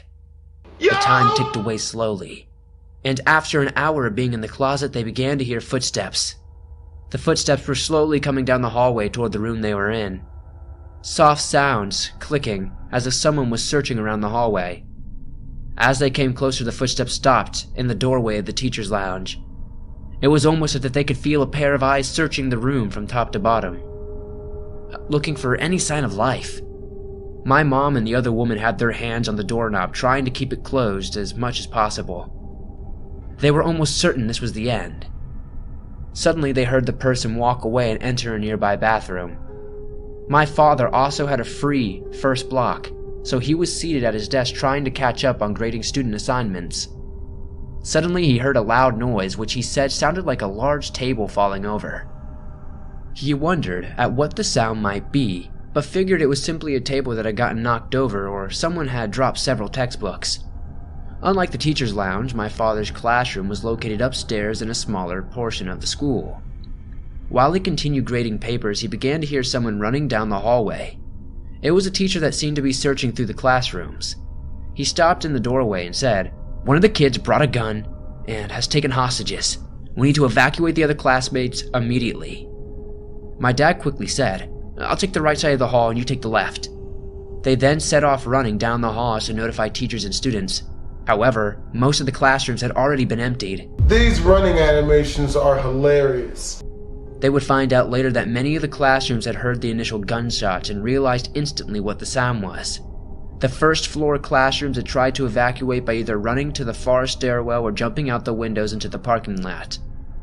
The classroom doors had small windows in which you could see people passing outside. The classroom that was located across the gunfire had been too scared to exit into the hallway, at risk of being shot. The students were all jumping out of the windows in droves. The poor teacher was heavily pregnant, and the windows were quite narrow and only slanted slightly when they opened. It took a great deal of effort, but they got her out of the window. The students and teachers were scared for their life, not knowing if the shooter would suddenly barge into their room and begin shooting as they tried to exit. My dad eventually located a classroom that had not been evacuated. He ran over to the teacher and explained the situation. He then spoke to the students and told them, "You need to exit the school right now. Don't take your belongings. Don't go to the bathroom. Don't talk to anyone. As quietly as you can, take the far stairwell and don't look behind you. Go now." Never look back! My dad is likely one of the most laid-back individuals you could ever meet. The students knew this and listened closely, knowing the situation was dire. Everyone rushed to the far stairwell, away from the gunman, and exited to the bus garage. Dad said that the police arrived within minutes of them emptying the building and corralled everyone over to a funeral home that was across the road from the high school. Within 30 minutes, a SWAT team arrived and had set up a perimeter both inside and outside of the school. A family member had found out about the situation and called my grandfather, my mother's father. He had rushed to the school to check on his daughter and son-in-law. As my dad was waiting with the students in the funeral home parking lot, he began to search for my mother. My father asked one of the teachers that had been in the lounge with my mom if he had seen her. He said he thought she was outside. Dad once again searched through the crowd asking if anyone had seen my mother. Yo, mama, go, By this man. time, my grandfather had arrived and asked my father where my mom was. He said that he couldn't find her. He again asked the teacher who had been in the lounge with her, and he said, "Well, come to think of it, I remember her saying that she might hide in the closet." Everyone was terrified of what might have happened to her, since it had been close to 3 hours since the gunman had entered the building. My father and grandfather notified some of the Kentucky State Police that were on the scene. Under the watchful eyes of snipers located in the parking lot and on the roof, the KSP officers entered the school and headed for the closet they thought my mother was in. My mother said that she and the other woman could hear someone outside, and they almost died of fright. Without announcement, the doorknob was suddenly ripped from their hands, and light flooded into the closet. Not hearing a cacophony of gunfire, my mom looked up and realized there were 2 armed state troopers standing outside the closet. She said that it was probably the best sight in her entire life. There were no times for tears of joy, though. The officers told my mother and the other 2 women, "You're going to be okay, but we need to get you out of the building ASAP. We need you to rush down the hallway, and when you come into the lobby to exit, you need to run." After a count, my mother was ushered from teacher's lounge toward the high school lobby. She said when she rounded the corner, there were multiple snipers set up in the hall along with a .50 caliber machine gun pointed at the classroom where the shooter was. That day, my mother had worn a dress and heels, and she said she could remember trying to run across the grass in her heels, getting stuck in the soil. She kept running through until she joined the others in the funeral home parking lot. The initial takeover had begun around 9:50 a.m. during the first block of classes. The shooter had entered the school with 3 guns, 1 shotgun, a .357 pistol, and a .44 caliber magnum, and walked into his first block class. Upon entering the classroom, he shot into the ceiling through the art classroom located above. Luckily, no one was hit by a bullet or debris of the initial shot. He released 2 rows of students and the teacher before settling in for a standoff. The woman that initially told everyone in the teacher's lounge about the shooting had been the teacher released from the classroom. Over the next few hours, students were released for small requests like cigarettes, soft drinks, and pizza. Multiple shots were fired throughout the ordeal, but thankfully no one was injured or killed. The shooter was later identified as a 17-year-old student at the high school. My homie was just hungry. I'm tired of eating this cafeteria food shit. I want some cigarettes and pizza and sardines. Advised police that he would surrender if he could see his father. He told police that he hadn't seen his father since he was 4 years old. Around 5 p.m. that day, the last hostage was released. The Kentucky State Police eventually negotiated his surrender before his father could arrive from Florida. While most people never know the reason behind such an insane act of violence, upon questioning, the shooter referred to the Stephen King book Rage as his inspiration for the shooting. Crazy enough, my dad didn't think the student served any prison time. It was his belief that while the boy was initially taken to jail after surrendering, he was never tried and was instead released out of the county and told to never return. I guess 1989 was a different time. My dad says that word had quickly spread after the takeover, and that many parents had arrived to the scene and were looking for their children. One of them asked my father where his son was, and my dad wasn't for sure, and that's what he told the parent. However, he had been too afraid to tell him that he thought he was currently being held hostage. It turns out he was. Many of the students held hostage suffered from PTSD and had to undergo counseling for many years. Fortunately, no one was physically harmed, though. Once my parents were finally released from the scene, they had driven straight to my babysitters to pick me up. Being less than a year old, I was oblivious to the chaos that my parents had experienced that day. They say when they saw me, they picked me up and prayed that the little girl would never have to experience anything like that.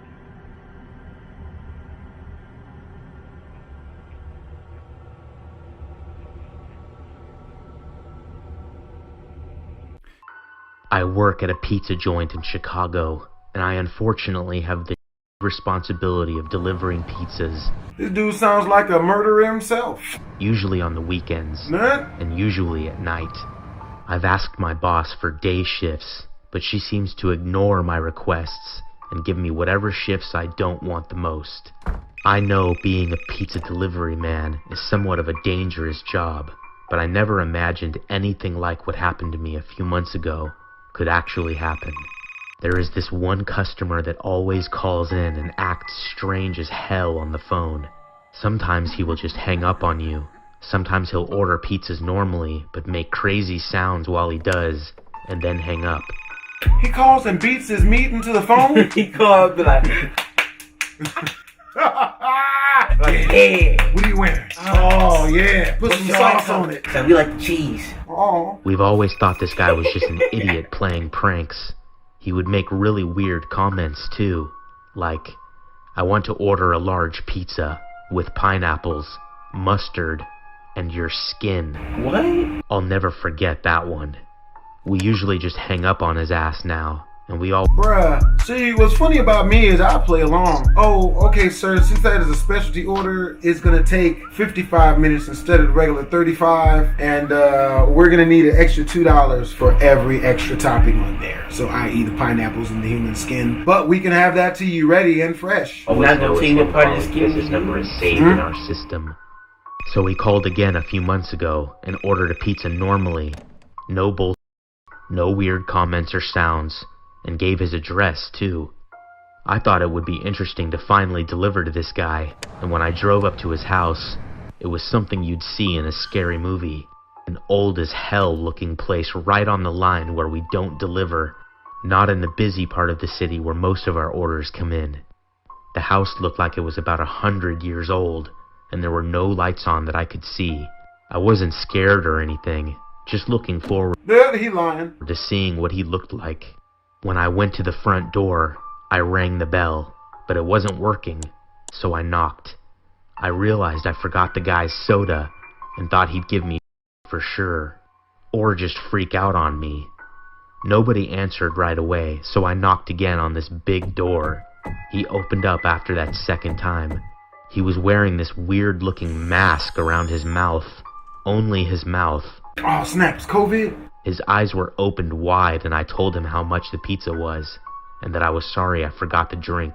He looked down, I think, and then said, "It's okay," and then looked at me again. I stood there looking at him for like 5 seconds in silence when I got bored of his and told him the amount again. He said okay, and then asked me, "Has anyone ever attacked me before?" I told him no, and if they did, they'd be sorry. He then took off his mask that was covering his mouth, and he had big-ass scars all around his mouth. That's good. So you've gotten your ass beaten before. So do what you gotta do, bro. Yeah, you got I it. have no idea what they were from, and can't even imagine what they might have been from. How you think he make his money? You know what I mean? Whoa, hold on now. Giving rusty mouth jobs in his abandoned house. Oh, that don't sound too good. Yeah, it's usually not. But he looked seriously messed up. He smiled at me and his lips were all cracked. I noticed he wasn't about to hand me some money, so I told him I was leaving. I turned around and started walking down the steps, and he screamed at me and slammed the door. This bastard was crazy, and I don't think any of his was to be funny. That final scream he gave me was creepy as hell, even though I kind of expected him to do something like that. He has called several times since then, and we always just tell him now that he is on our no delivery list. He usually just screams and hangs up, or cusses out whoever is on the phone.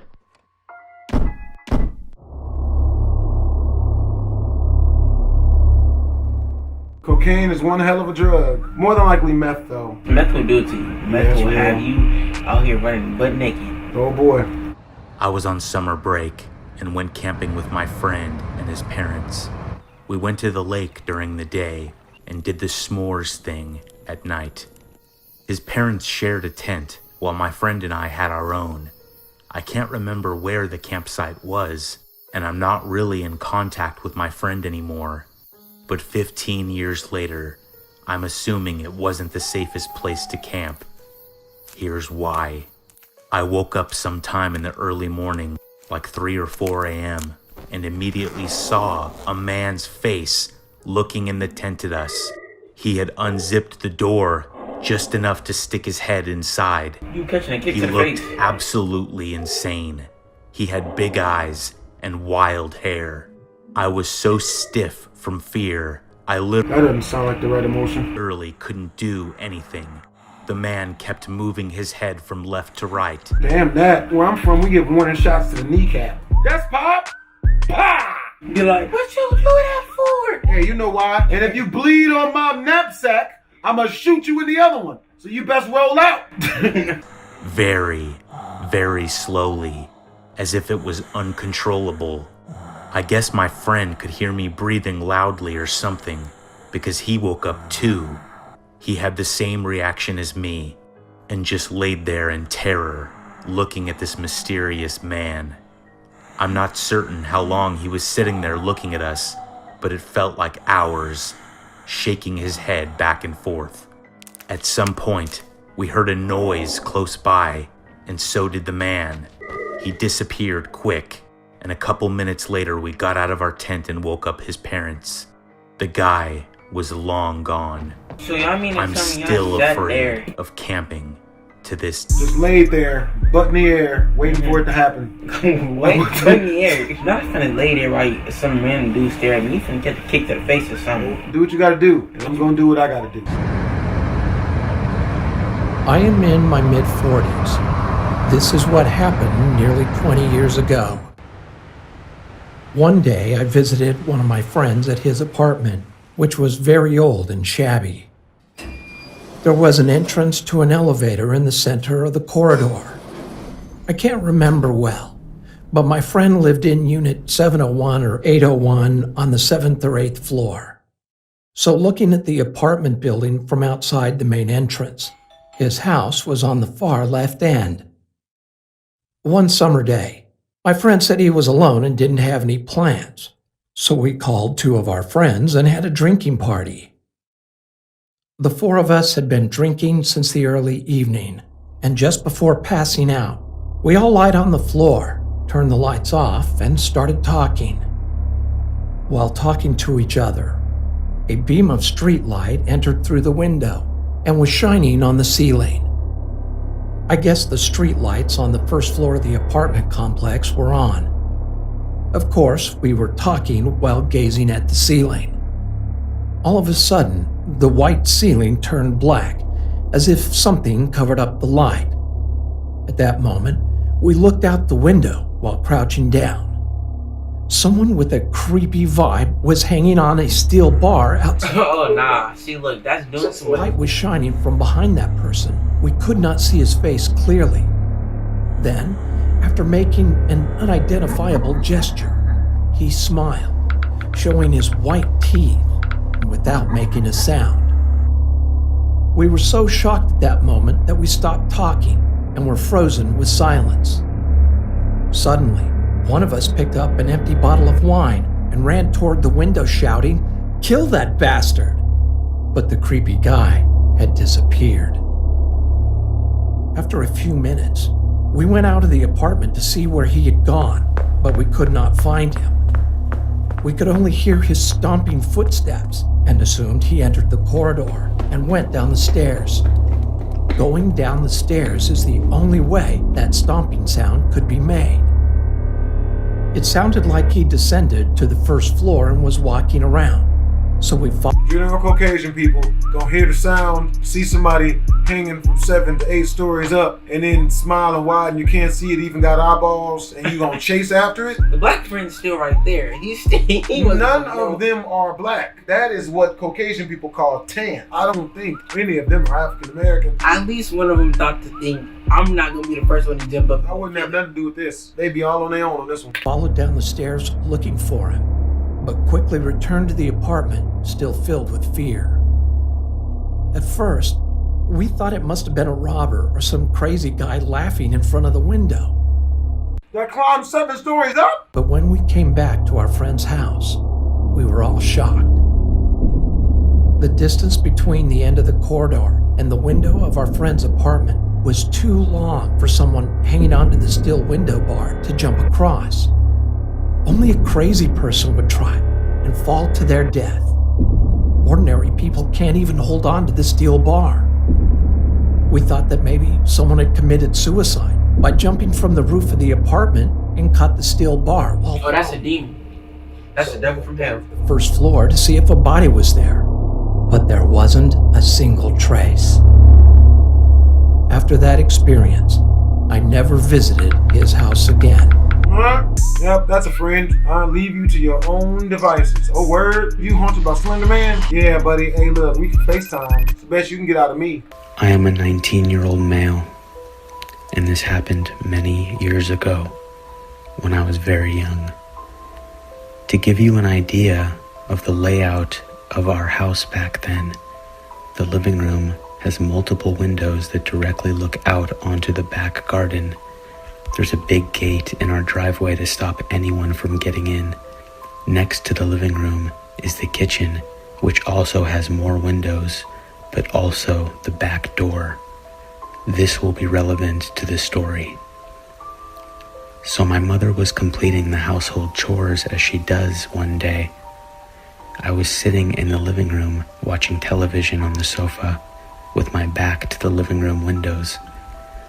All of a sudden, I saw a figure reflecting off of the picture frame hanging on the wall opposite the window. I asked my mom if my dad was back from work, to which she said no. I'll never ever forget the look of horror on her face when I told her that yes, he was. He's in the garden. She looked outside the window and almost had a heart attack when she saw a scruffy looking but fairly built man outside the living room window. This didn't seem to faze him at all though. He psychotically smiled at my mother through the glass, and my mom asked him what he was doing on our property. He said nothing, with the same sadistic smirk on his face. She said that she was gonna call the police, and what he said is one of the scariest things I've ever heard. He screamed at my mother through the glass that if she even got her phone out, that he would break the glass. She did not know what to do. She paused and tried to rapidly think of what to do next, how to keep us both safe.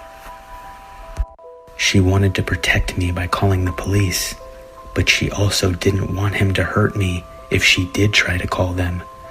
As soon as he saw that she was terrified, he ran for the back door.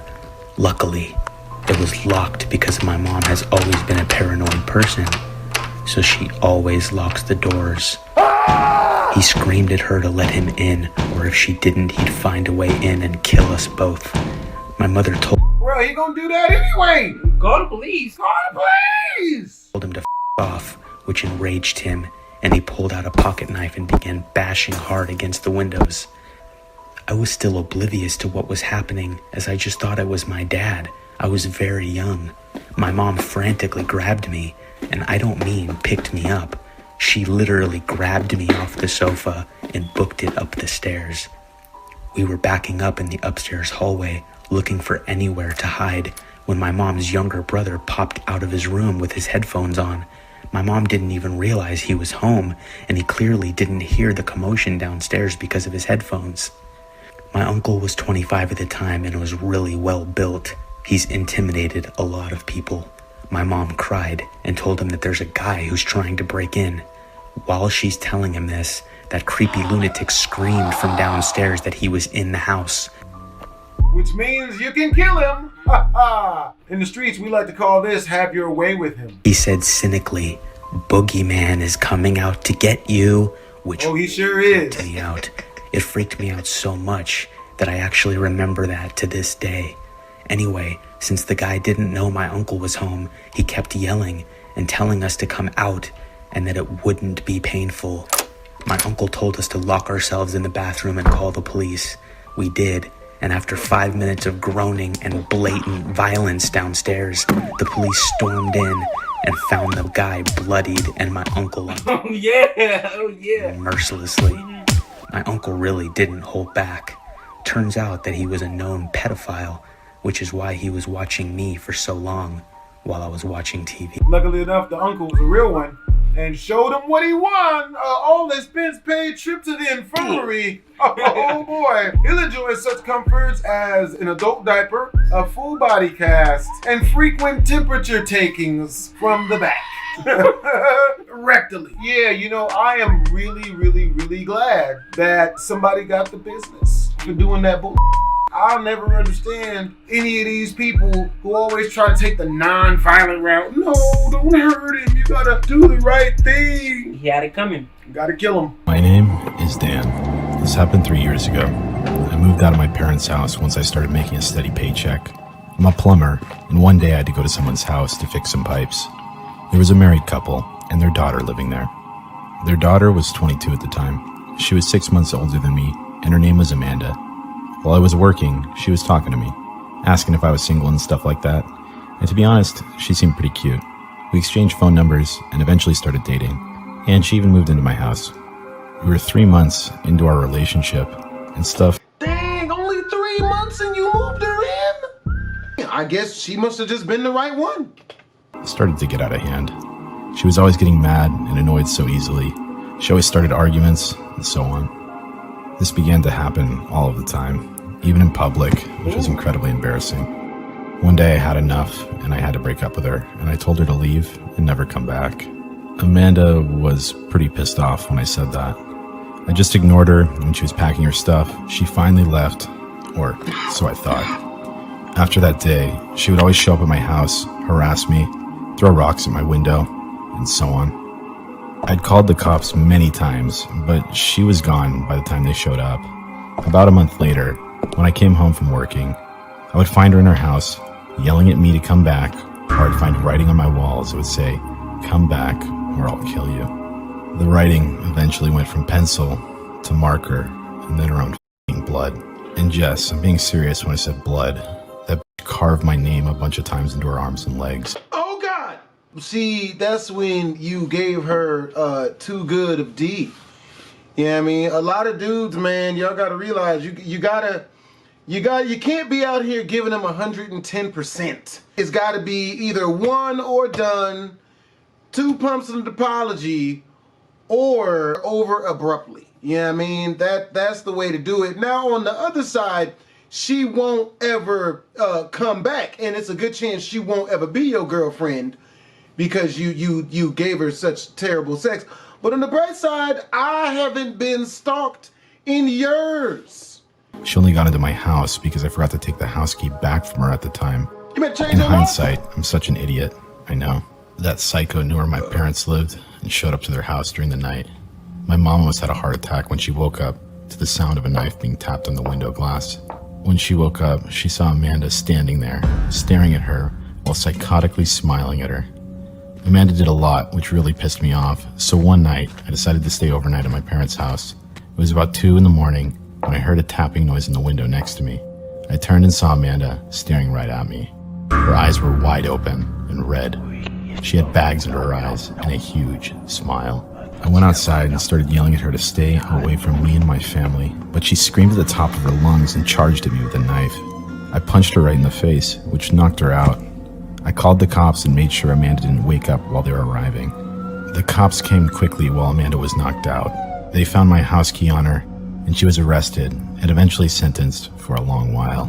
After Amanda was sentenced, my parents and I moved out of state because we'd like to stay as far away from Amanda as we possibly can, because she will eventually be released.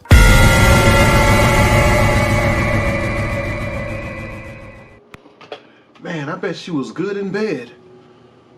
It's terrible. Terrible situation.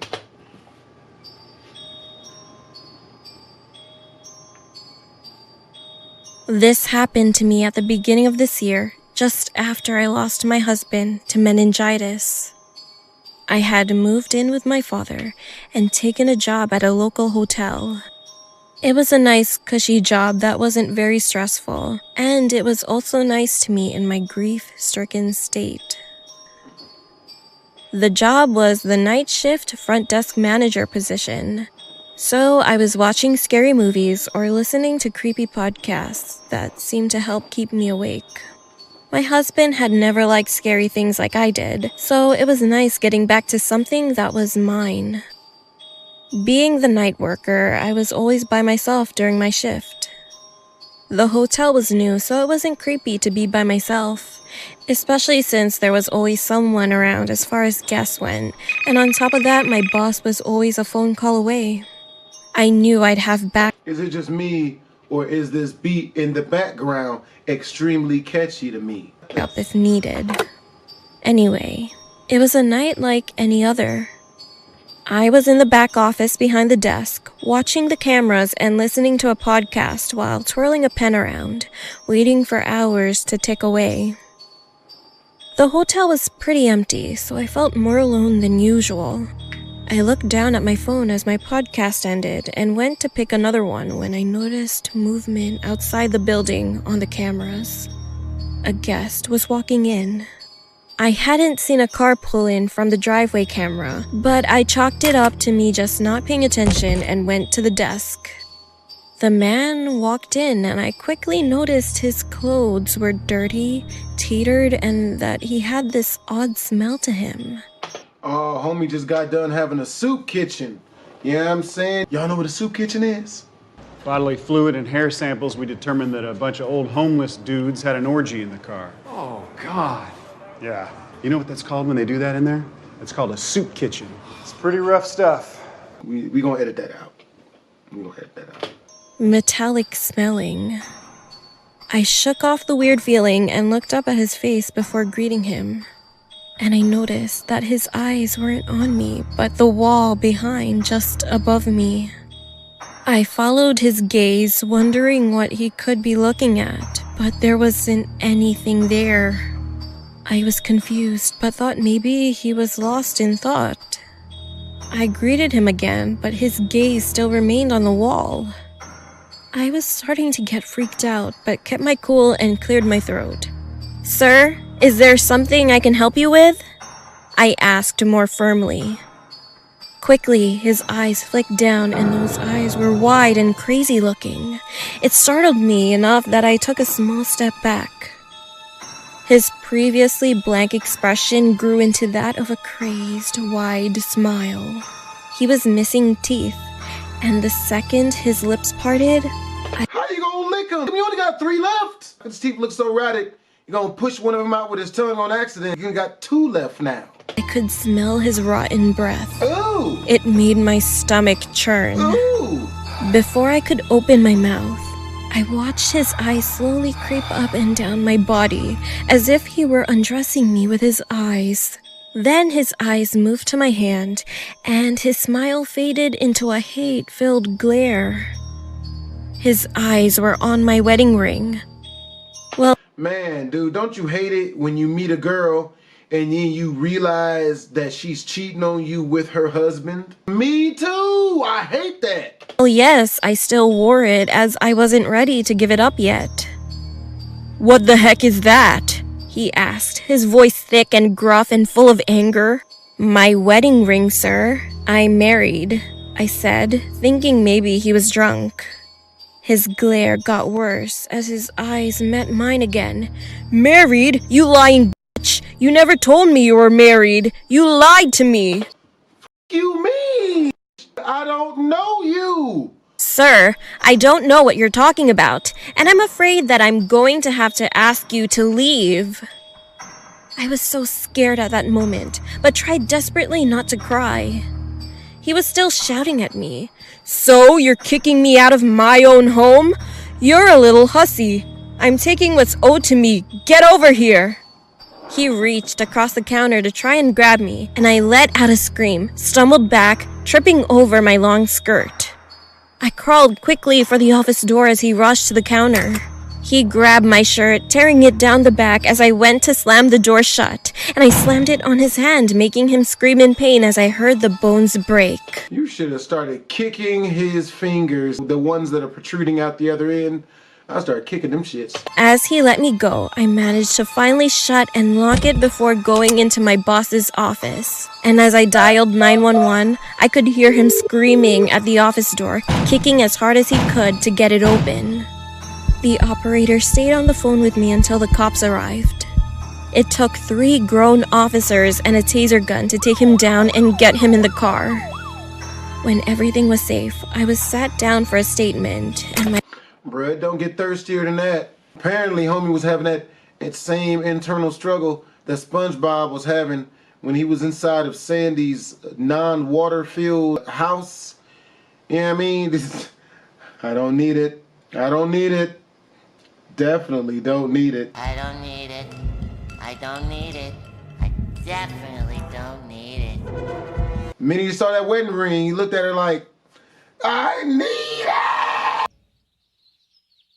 I need it! Moral of that story is, carry a pistol. She shot him right in his balls. You know what I'm saying? That's how you do to people like that. My boss and father were called. As my father was getting me into his truck, I heard an officer say that the man was a highly wanted man from Florida who had escaped a psychiatric facility. After he escaped the facility, he went looking for young brunette girls who were heavyset like me, or rather like his late wife. He had killed her and cut out her eyes and breasts, and done the same to 2 other girls. How you cut out somebody's breast? You that attached? You gotta take him with you? In Alabama, so I could only guess he planned to do the same to me. Thank God for strong deadbolts and all of the police officers. I used to work at a call center company, and my shift started at 11 p.m. Since training, I'd heard a lot of ghost stories about our building. Of course, I didn't believe them, and I really wouldn't have cared anyway, because all I cared about was work. I'd have quit immediately. One night, I went on a short break to go to the comfort room. Our office is located at the left corner of the building, and usually it's quite dark compared to the other office corners. I normally use the comfort room in the middle of our building because it's bigger and a lot of people go there. But since it was just a short break, I chose to use the executive's comfort room because it was much closer. Besides, it was always clean and looked a lot nicer compared to the other ones. When you enter the comfort room, the first thing you see on your right side are 2 sinks, a large mirror, and 2 lights above them. Then there are 3 cubicles on the right side and 2 cubicles on the left side of the room. When I entered, I noticed that the room was a little bit darker than usual. Some of the lights were not on, and only the cubicle in the corner on the right side had paper left, so I entered that one. When I was sitting on the toilet, I heard someone come in and entered the cubicle next to mine. And then I heard a woman crying. I tried to ask if she was okay, but she just kept crying. Was her co-worker or a witch from the left for dead? If that's the case, bitch, you better stop talking to her. Mess around and startle her, get your balls clawed off. Shit! I'm sorry.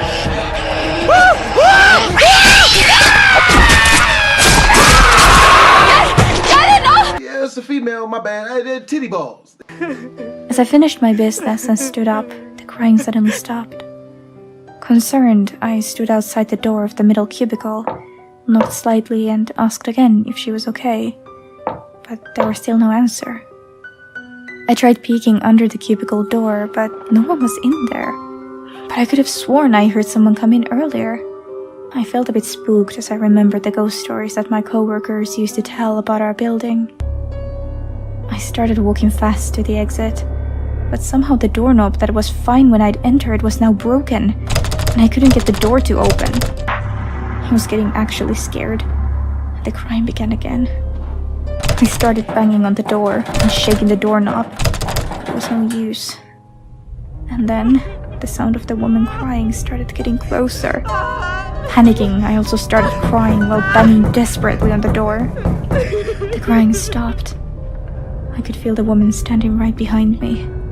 One of the lights in the ceiling started flickering, and the door still wouldn't open. I tried to avoid looking back in fear of what I might see, but from the corner of my eye, I saw in the mirror a reflection of a woman in the flickering light. She wasn't standing at my back, but half of her face was visible in one of the cubicle doorways.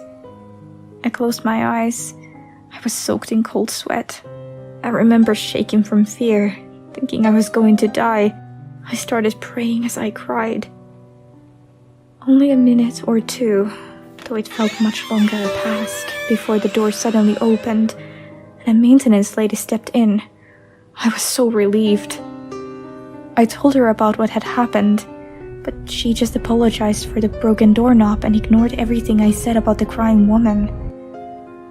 Yep, well, time to start in a cup and just leaving it under your desk. Bathroom? What are those? I'm not, no. I went straight to the office and apologized to my supervisor for coming back late from my break. I tried to tell her about what happened and told her that I was not feeling well, that I didn't think I could finish my shift that night. She didn't seem to believe my story. I warned my coworkers as well and told them about my scary toilet trip.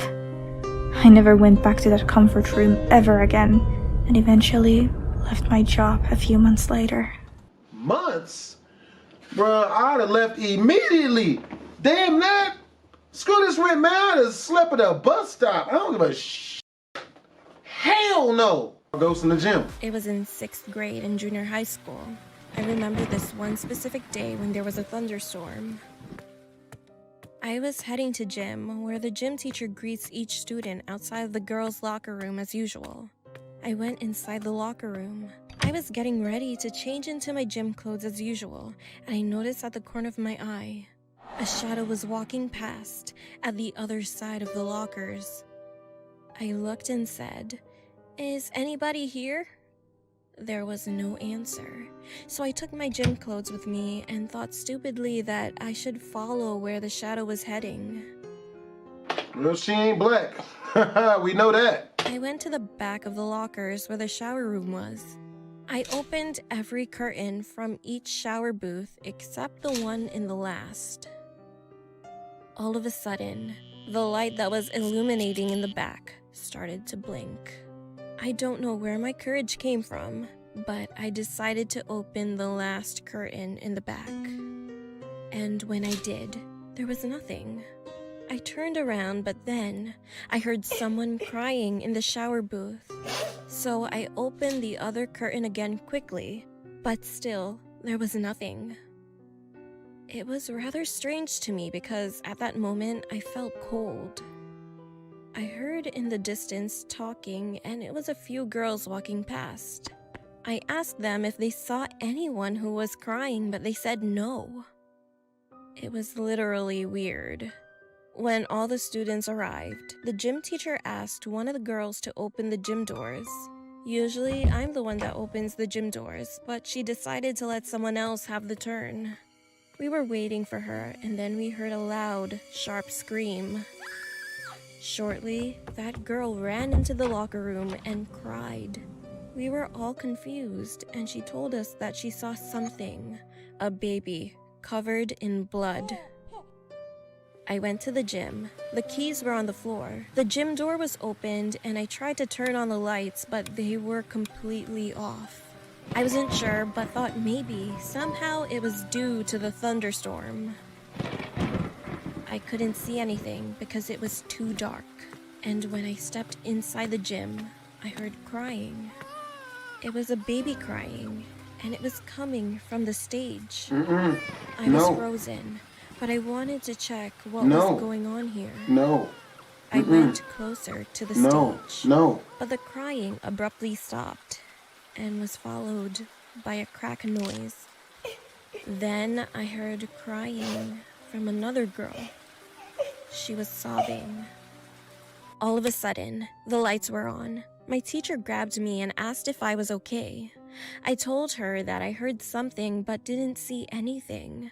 She looked at me calmly and said, "I know what you're talking about. You're lucky that you didn't see anything." Then she said when she was working late one day, she saw a body floating in the swimming pool which is close to the gym. She thought it was one of the students, so she tried to save that person. When I tried to get to her, it was completely gone, she said. And then she told me there was the ghost of the girl who drowned a few years back. This girl was pregnant and she gave birth in the shower booth. She didn't want it, so she killed the baby by breaking its neck. Later on, she regretted what she did, so she drowned herself in the swimming pool. When I heard the whole story from my teacher, I felt a little bit sad. After that, I didn't see or hear anything, but I'm still wondering what was the shadow I saw in the locker room. And sometimes, it still gives me goosebumps when I think about it, especially the crying of the baby and the bone-cracking noise. If the gym teacher did not come along, would I have seen that ghost of a girl holding the baby? Well, other than that, I just feel grateful that I didn't see anything that would shock me for my whole life. Nope. So before getting into the story itself, I want to give some backstory on something that happened when I was around the age of 9. I grew up in a village called Hotlax in the northern parts of Sweden. The road leading from my school to my home was a long one, where the local authorities had to put up lamps which emitted a very dim blue light. I always felt like a nervous wreck when I had to walk to and from my school, both because even with the lamps, the road was very dark, and also because I was bullied, so the bullies could have waited in the woods right next to the road. It was one event that I remembered vividly during the winter of 1999. I'd slept poorly the night before and the math lesson had been killing me, so I barely felt awake when I was beginning to walk home.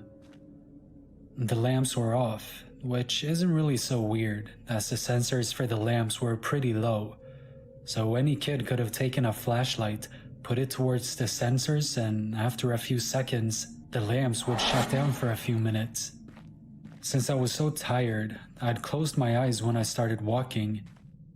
But after walking about 20 meters on this road, I opened my eyes and noticed that the lamps were off, and I stopped. I was getting nervous. I was reasoning with myself and decided to push on. I was 10, and in my youthful arrogance, I thought I had reached the age where my balls should have been as hard as Duke Nukem's. I've got balls of steel. Hotlax is a very quiet village, so I was barely hearing anything except the wind when this happened. To the left of the road is a very thick forest, and suddenly I could just hear this loud scream coming from it. It was very similar to the male scream you can hear in movies when someone's in huge pain. With the speed of Usain Bolt, I ran as fast as I could towards my home without looking back. Now we're jumping to late autumn 2011. My parents were on a trip to the Canary Islands and asked me to move into their house just for the week so I could take care of the dog. The thought of spending a whole week in my old room, listening to my old Mayhem CDs and eating pizza were just too good to be true. I always walked with my dog outside during midnight, because then I didn't have to take him outside again until the late morning hours. This time was no different, except I decided to walk a bit longer. I decided to walk along Oxelvägen and then follow Innimarksvägen towards Norra Hotlaxvägen. There are no lamps on the most parts of Innimarksvägen, so after leaving Oxelvägen, I stopped. I lit a cigar and told my dog to stay close to me. While walking along the road, I was just enjoying the fresh air and listening to the sound of leaves rustling in the trees. There's a pretty big area next to the road where they have chopped down a lot of trees. When I came to that area, my dog stopped and started barking towards the area I described. When I looked towards the area, I could see the silhouette of a person. The only visible parts were the hands. I said, "What the hell," with a pretty loud voice. The person turned around towards me. Oh, Slender Man. Damn that. If I didn't know any better, I could have sworn that only the head and hands turned, as I didn't see any movements at all on the rest of the body. A white mask.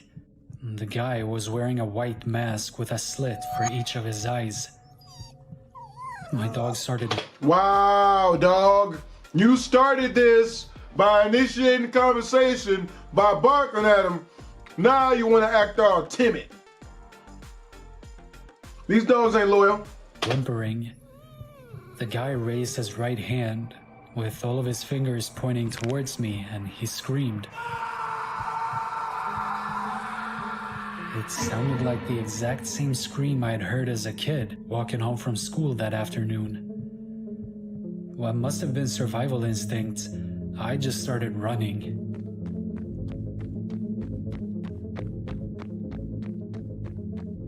When I had ran for 20 meters or so, I stopped to see if my dog was still with me, which he was, and then looked towards the spot the guy had stood. He wasn't there. He had moved to the spot where I stood, now with his hands down, but the mask still towards me. I started running again until I got to Norra Hotlagsvägen. I'd never been so scared before. When I stopped, I was crying and my whole body was shaking. And then I walked home.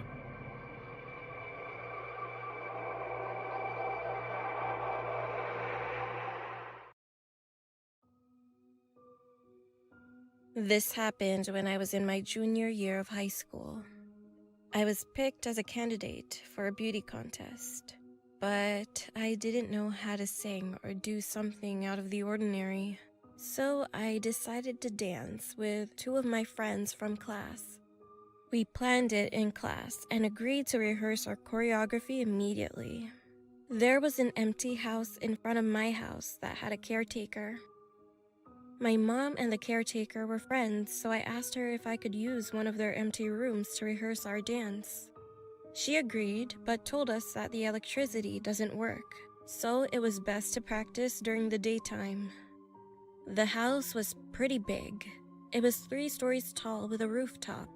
However, this house was unfinished. After class, we all gathered in front of the house. It was around 4 p.m. I brought my laptop to play music, and we practiced for a while, and finally almost memorized it. Then I suggested that we should record our dance using my laptop's camera to see if we were making any mistakes or weren't synchronized. We were having fun with each other while dancing, and we even took pictures. After that, while taking a break, we played our dance video. It was good at first. However, in the middle of us dancing, there was a woman's awful screaming in the background, like someone was being murdered. The same continuous scream was going on and on while it was recording.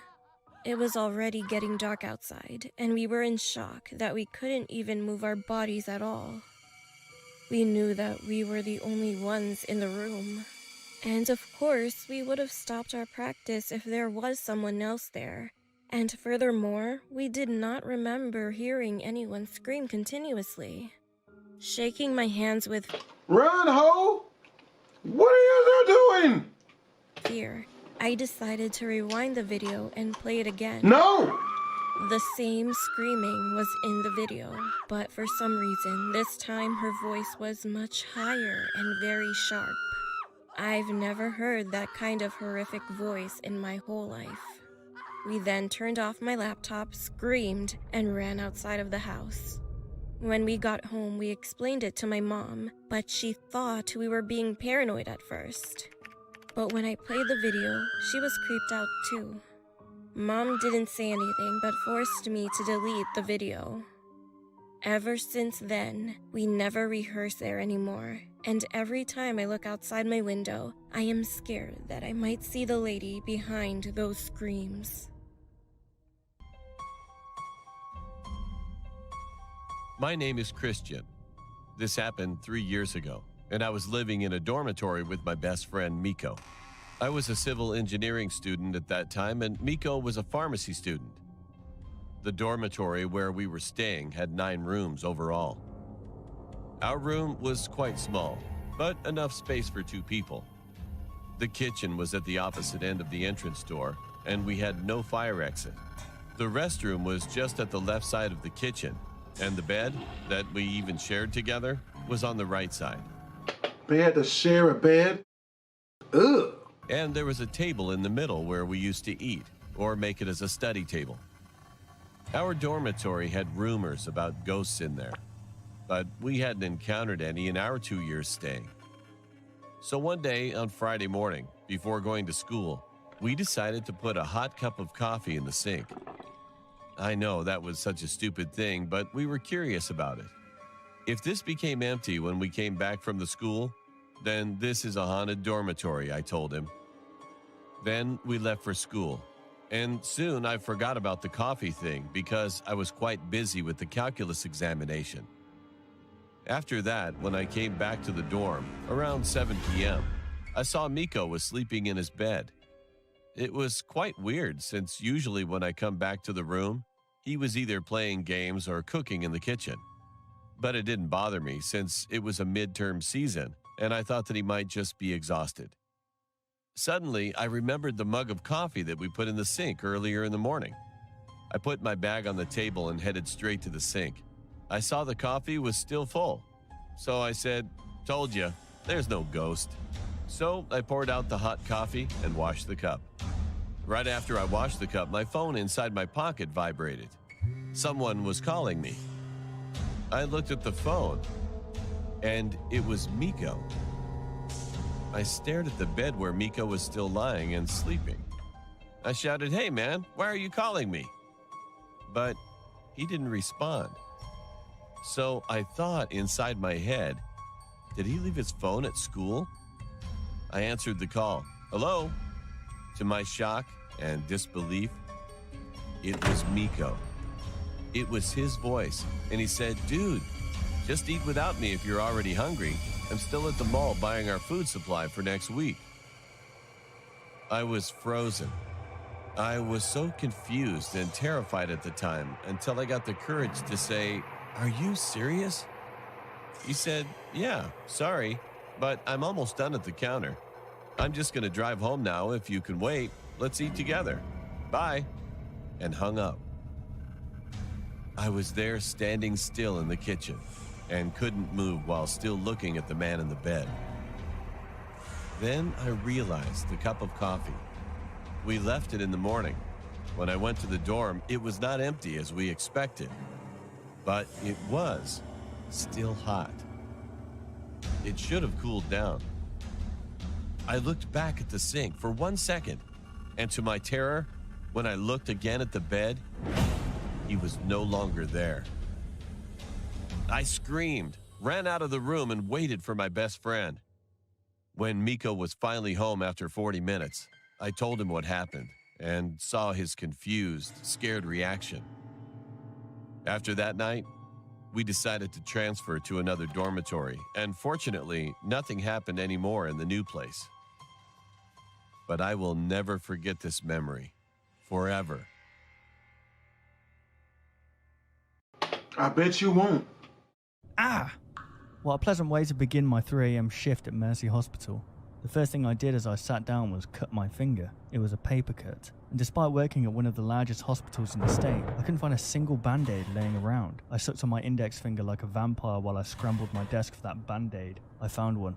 Purple. I'm a hospital receptionist, and all that means is I greet visitors, make appointments, and look nice. Well, as nice as a 30-year-old man who hasn't slept in hours can look. That night, as we call it, it was just me and a few nurses on the floor. Other than that, it was ghost quiet, except for the heavy rain. I sat back on the cheap recliner chair all receptionists get the honor of using. While adjusting my band-aid, I listened to the television mounted on the corner of the ceiling as it broadcasted a seemingly important message. Authorities say the woman was last seen on Cedar Avenue. I looked up to see if the television was showing any images of this strange woman. None. It was yet another crazy person with no name and no face who we were supposed to look out for. Not creepy at all. Authorities also say the woman was reportedly walking around and asking people very, very bizarre questions. I focused back on my desk and continued working, but I still listened as the news anchor went on and on. She continued. The following statement was issued by an unidentified government official. Listen carefully, folks. Whatever she asks you, answer no. Do not, under any circumstances, answer yes. Officials won't comment further as to why, citing security clearance. Please are asking that you immediately call 911 if you deem anyone suspicious. I thought that part of the coverage was quite odd, but I wasn't sure anything could scare me anymore. Working here at the hospital, I thought I had seen it all. At the flash of the ruby red ambulance lights, I've seen people come in with severed arms, legs, fingers, people who somehow managed to scoop out their eyes, failed suicide attempts, and much, much more. You get used to it. My head was practically sunk into my desk as I filled out paperwork. That's when I heard something very subtle. Initially, I heard it coming from the front doors, the entrance. The automatic doors opened and closed, slamming against each other and sounding an obnoxiously loud thud each time. The very dim lighting I had surrounding my desk flickered incessantly. Hello? I called out, seated behind the safety of my desk. Only the whistling wind responded. Hello? I called out again. I felt obligated to check if someone was there, especially since it might have been someone who was injured and needed our attention. I reluctantly picked myself up from my chair and walked over to inspect. I nearly slipped and cracked my head open as the entrance floor was almost flooded from the rain. I noticed footsteps, wet shoe marks that seemed to come inside the hospital and then back out. I stood near the doors, poking my head outside, and looked. All I heard was the distant sounds of sirens and honking cars. The rain poured harder. The peace and quiet was disturbed within moments of me sitting back down. The automatic door started again, opening and closing, slamming shut, and letting in more rain as they did. But this time, I heard gentle footsteps make their way towards me, tapping closer and closer. Someone slowly emerged from the darkness between the entrance and front desk. A woman with drenched black hair approached, wearing a dark brown raincoat and a pair of boots that were too large for her toothpick legs. Her face was inundated with wrinkles and wet makeup. Her black eyeshadow smudged. Despite the heavy rain outside, she didn't seem to have bothered wearing her hoodie. Hello, how can I help you, ma'am? She didn't respond. She looked around, scanning and observing an unimpressive hospital. Is there something I can help you with? Still nothing. We engaged in a brief stare down, which she won. I looked down and pretended to gather important paperwork. Are you here to visit someone? Then finally, she responded, without talking. She simply nodded and then took a few steps forward, her hands hanging down her side. Her posture was unnatural, almost uncomfortable. Okay, for now I need you to sign here, then we'll have to wait a few hours for visiting time to begin, I said, pushing forward a sheet of paper and a pen. She raised her arm to sign and then abruptly stopped. She seemed startled by something on the desk. She looked at me, tilted her head and, with a smile that was as wide as her eyes, said, "Would you please move that for me?" I was confused at first, and then she pointed at it with her index finger. Something on the desk. She looked at me, tilted her head and, with a smile that was as wide as her eyes, said, "Would you please move that for me?" I was confused at first, and then she pointed at it with her index finger, as drops of rainwater tapped against my desk while her arm hovered over it. I took the little crucifix we had at the front desk and put it in a drawer. The woman proceeded as if she was going to finally sign the paper and then stopped before writing anything. She dropped the pen on the ground and stood there again, staring at me. She asked me a question. "Do you reject the Trinity?" "I'm sorry?" I replied. For a few more uncomfortable moments, the woman stood there, like an ancient statue.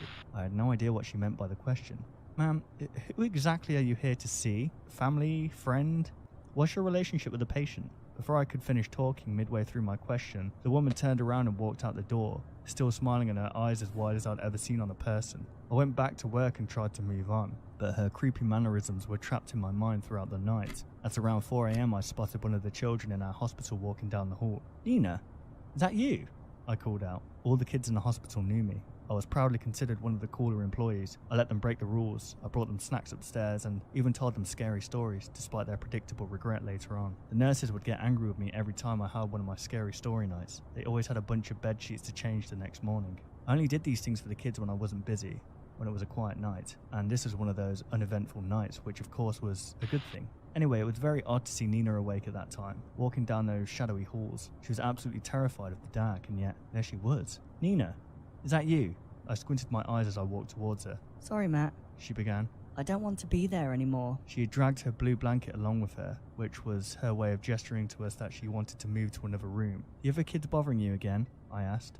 I took hold of her hand and began walking her back to the elevator. Matt, please, don't make me go back up there. I don't like the new nurse. I stopped walking. What? I said, kneeling to Nina's level. She keeps asking us the same question over and over. I said no so many times. I keep telling her no, but everyone else kept laughing with her and saying yes to her. Please, I don't want to go back up. Nina's words immediately played flashbacks inside my tired, overworked mind. Something about a strange woman going around and asking even stranger questions. I didn't pay enough attention to that broadcast to notice the woman, but even if I had, I thought she had left the hospital. I ditched the elevator and ran up a flight of daunting stairs, stomping against each step with all the force I could muster. I probably woke up all those sleeping employees. I was so loud. I opened the door to the children's room and couldn't believe my eyes. I checked each room, each one on each floor. I woke up my co-worker nurse and asked about the children. She couldn't find them either. We looked everywhere and put the hospital on lockdown. We set off all possible alarms and other emergency procedures. We didn't find them. All that was left behind were their clothes. Dang. That is creepy as hell. Damn that. It happened on a Friday night. When I came home from work, I texted my friends and told them to grab a drink with me, but they didn't feel like doing anything this weekend. I'm 24, and all my friends started working too, so I understand that they wanted to stay at home, be cozy, and just relax. I was home alone at the time, sitting all by myself, and then something just came to my mind. I just wanted to drive somewhere. So I got in the car again and drove for a while. Then I tried to find a spot to park my car to have a smoke. There was an underground parking lot that was placed in a one-way street. It was around 11:30 p.m. Even though it was a big city, there wasn't much activity around this area. After smoking, I walked back to the parking lot through the dark, small streets. But I was getting anxious and thought to myself, what if someone is following me? I'm out here all alone. So I turned up the pace and reached the parking lot. There was nobody at the parking lot, so I was relieved. But at that very moment, someone behind me shouted loudly. I got the chills and the hairs on the back of my head stood up. I slowly turned around, and there was this huge guy in a hoodie. He came to me and started talking. He was talking about how he just came out of prison and that his wife changed the locks on the doors. I noticed that his right hand was in the pocket of his hoodie. I swear I saw the outline of an object in that pocket. I immediately thought it was a knife. Crap, this is not supposed to happen. I'm gonna die in here, I thought to myself. With a quivering voice, I told him very politely that I had to run the graveyard shift at work so that I could leave. And that was when his voice started to change.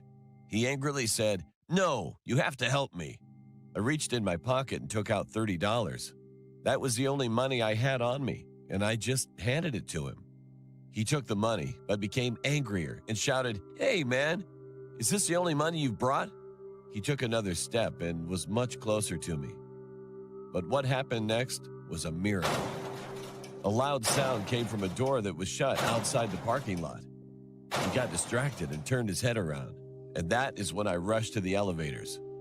It was a separate room which was only accessible to people who parked their cars there, because the door could only be opened with the parking receipt. I got into the elevator safely, but then I heard his loud footsteps behind me. I ran to my car, got in, and started it. I slowly pulled up to the gate, and it opened.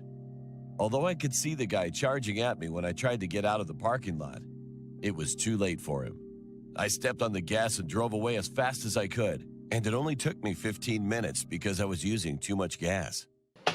Damn that. I'd have drove straight through that little, you know what I mean, thing that's supposed to stop you there so you can show your ticket. Damn that. I went straight through that. Absolutely not. I can't stop thinking about what would have happened if that door outside the parking lot wouldn't have made that loud noise. This happened when I first moved out. I rented a small place and started working as a pizza delivery guy. It was a local shop. The work pressure was moderate throughout the weekdays, but during weekends, we hardly had time to relax. This is not that scary. I generally did day shifts, but due to the bulk of orders, I had to do night shifts on weekends too. I was quite happy to do night shifts, being honest. It gave me a lot of time to relax during the day, and also, people got paid good tips on night orders on weekends. Our boss provided us 3 bikes and 1 car to go for the deliveries. Give somebody a The bike car to do was a especially delivery, for night man. That's shifts, kinda messed because up, driving ain't through the empty highways amidst the woods at night is quite unsafe on a 2-wheeler. It was a Saturday night. I got 3 deliveries back to back.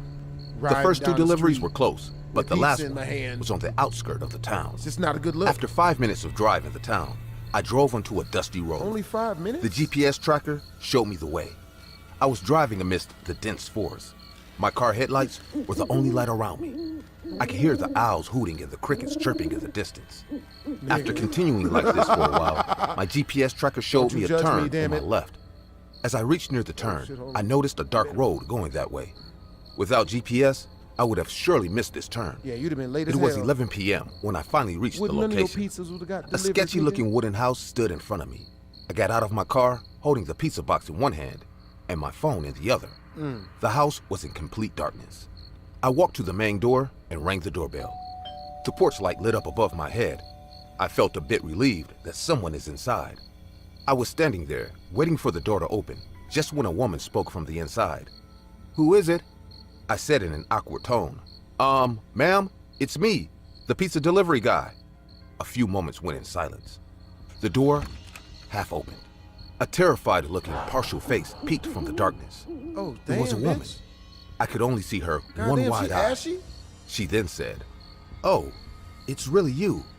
I smiled Of course it's awkwardly me, and bitch. said, What else would it be? "Yes, ma'am. Here's your order." She opened the door and took the pizza box from my hand. What, no breadsticks? I have been to many houses and have seen lots of creepy owners, but this Damn, woman bitch. was literally making my skin crawl. Oh. She then said, "I will have to go upstairs and bring the money. Till then, if you want, you can wait inside." She then started to walk upstairs. It was a bit chilly outside, so I entered the living room and decided to wait there. The living room was very untidy. Dirty clothes were lying in a corner. I don't know why, but a rancid smell was floating all over the room. Ugh. Another thing that caught my eye was the woman's wedding photos. She ain't even wash her Even ass. though the house was super messy and unclean, the photographs were in good shape, as if someone cleaned them recently. There were 4 to 5 photos in the living room. The one big photo of her wedding hung on the wall right in front of me. It was a really big frame. The woman was standing beside a lean, pale-looking man. She was smiling really big, as in ear to ear. To some extent, the photo felt very unusual. Especially, that man's face didn't seem at all happy to me. Nah. Anyways, Oh, prying she in our cra- customer's she life crazy. is a strict no-no for us. He done So I married stopped thinking all himself this a shit. crazy chick. I was And becoming that's what impatient as happens, this man. woman was taking really long. This Run was the last delivery of the for night, your so life. I wanted to get the payment and the fuck out of here as soon as Huh? possible. I said in You a got loud that money voice, up front, man. You shouldn't have went "Ma'am, to this house. where are you? Why would It's you go getting into late this now. house? Can you please hurry up? I have a long drive home." The woman didn't respond, but after a few seconds more, I heard footsteps coming down the stairs. Hell no. As I looked up, I saw the woman coming down Nope. with that ear-to-ear smile on her face like Oh, that hell no. photograph. Man, this bitch smile I like didn't the notice Joker. all this time that she was actually wearing her wedding dress. The dress is completely torn out and dusty. Word? It was in such a bad shape that no one can spot it without seeing her wedding photos. Damn. She looked at me and said, "My wedding dress?"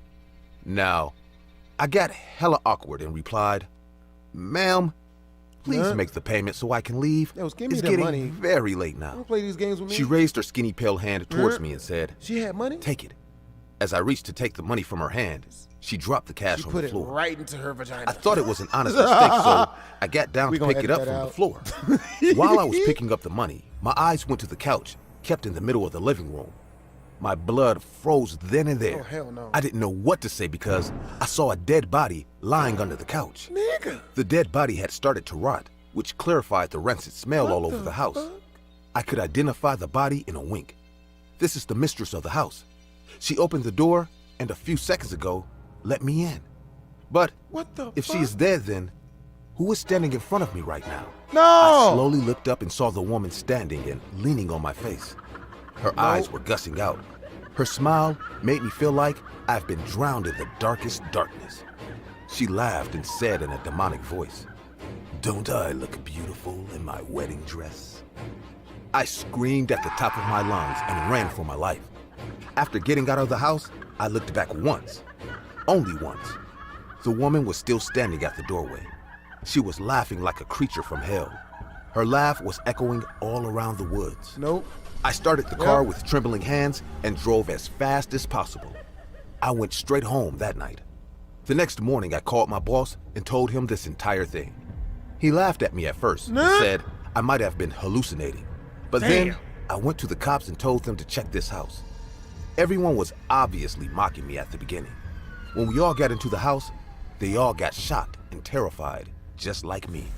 The cops discovered the woman's dead body underneath the couch.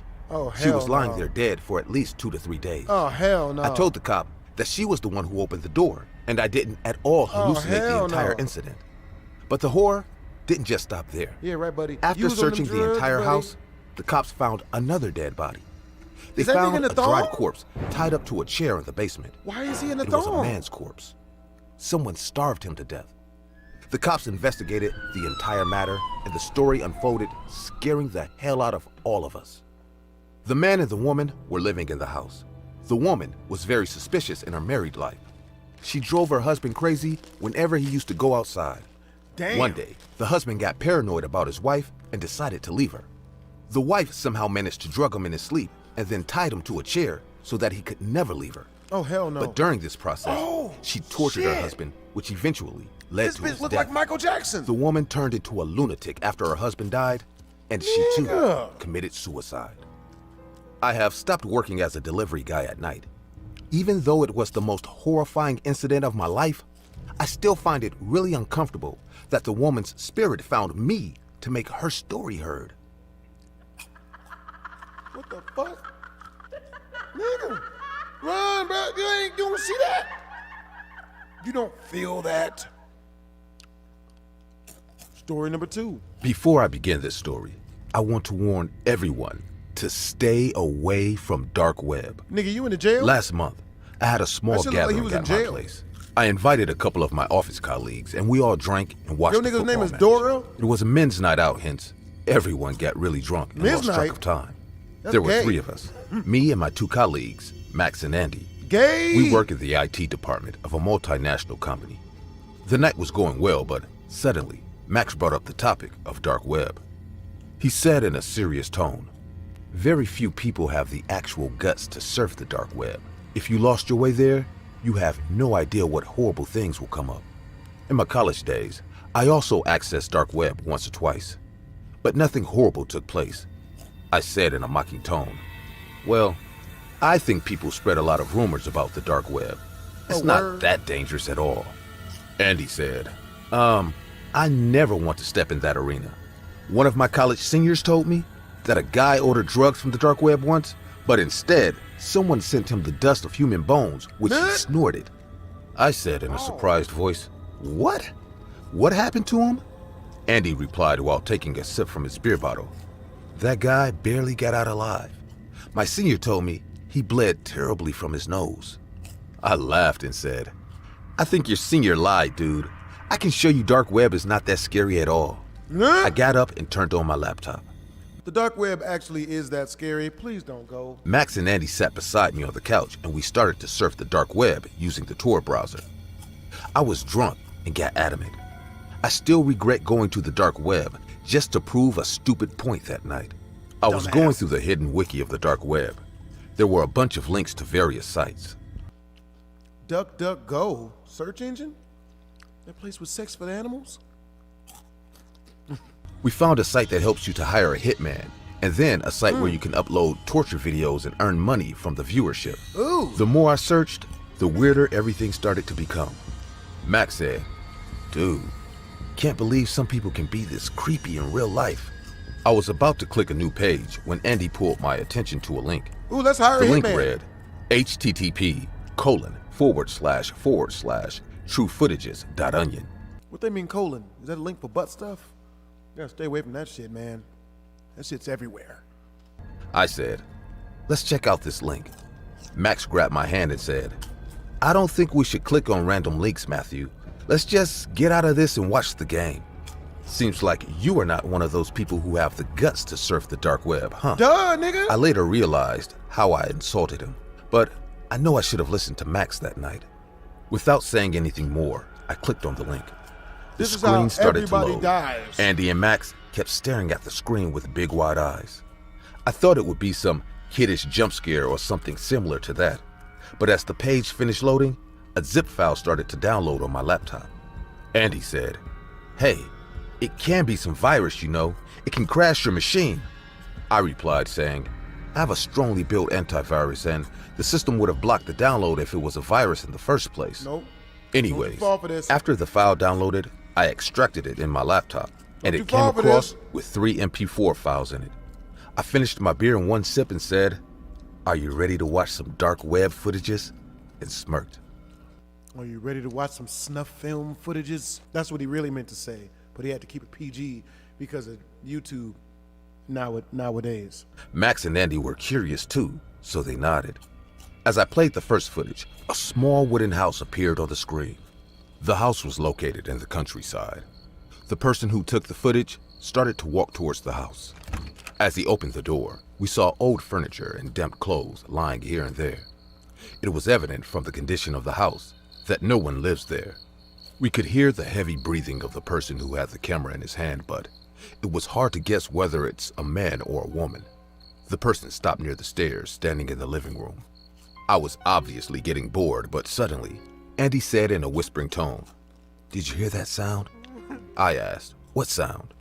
He said, "Listen carefully. I think someone's crying." I immediately increased the volume and realized Andy is right. There was actually the sound of a man sobbing. The man was crying like he's in terrible pain. I thought it was a female. I was about to say she's beating her meat and using the tears as prison lube. We gonna edit that out.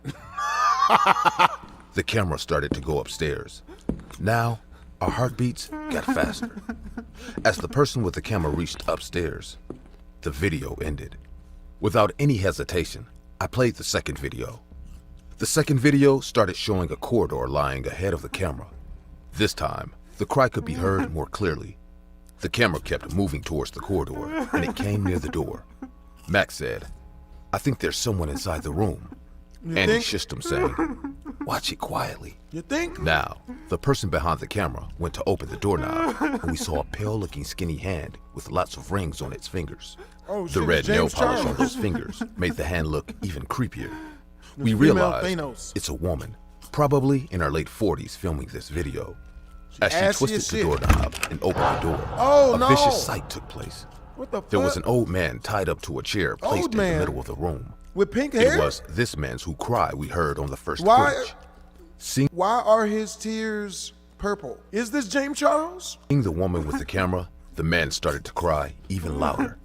The fearful look on his face made it all look so real. Man up! The man Womanly said in a dressed sobbing female? and gasping voice, "Please, Julia, let me go. Why are you doing this to me? Please, Cause my rent is don't due. hurt me. You think this is Let a me game? go, Julia." We heard the woman laughing in a very disturbing Thug life. way. It was evident from her laughter that she was enjoying this man's pain. Aw. She placed the camera on a wooden stand or something like that. She about to cut Now, off his balls. the camera is still, and it is focusing on the man tied up to the Better wooden cut chair. off your balls, nigga. Andy said in a panicked voice, "Is this all real?" This time, I got really confused. I wasn't expecting something like this at all.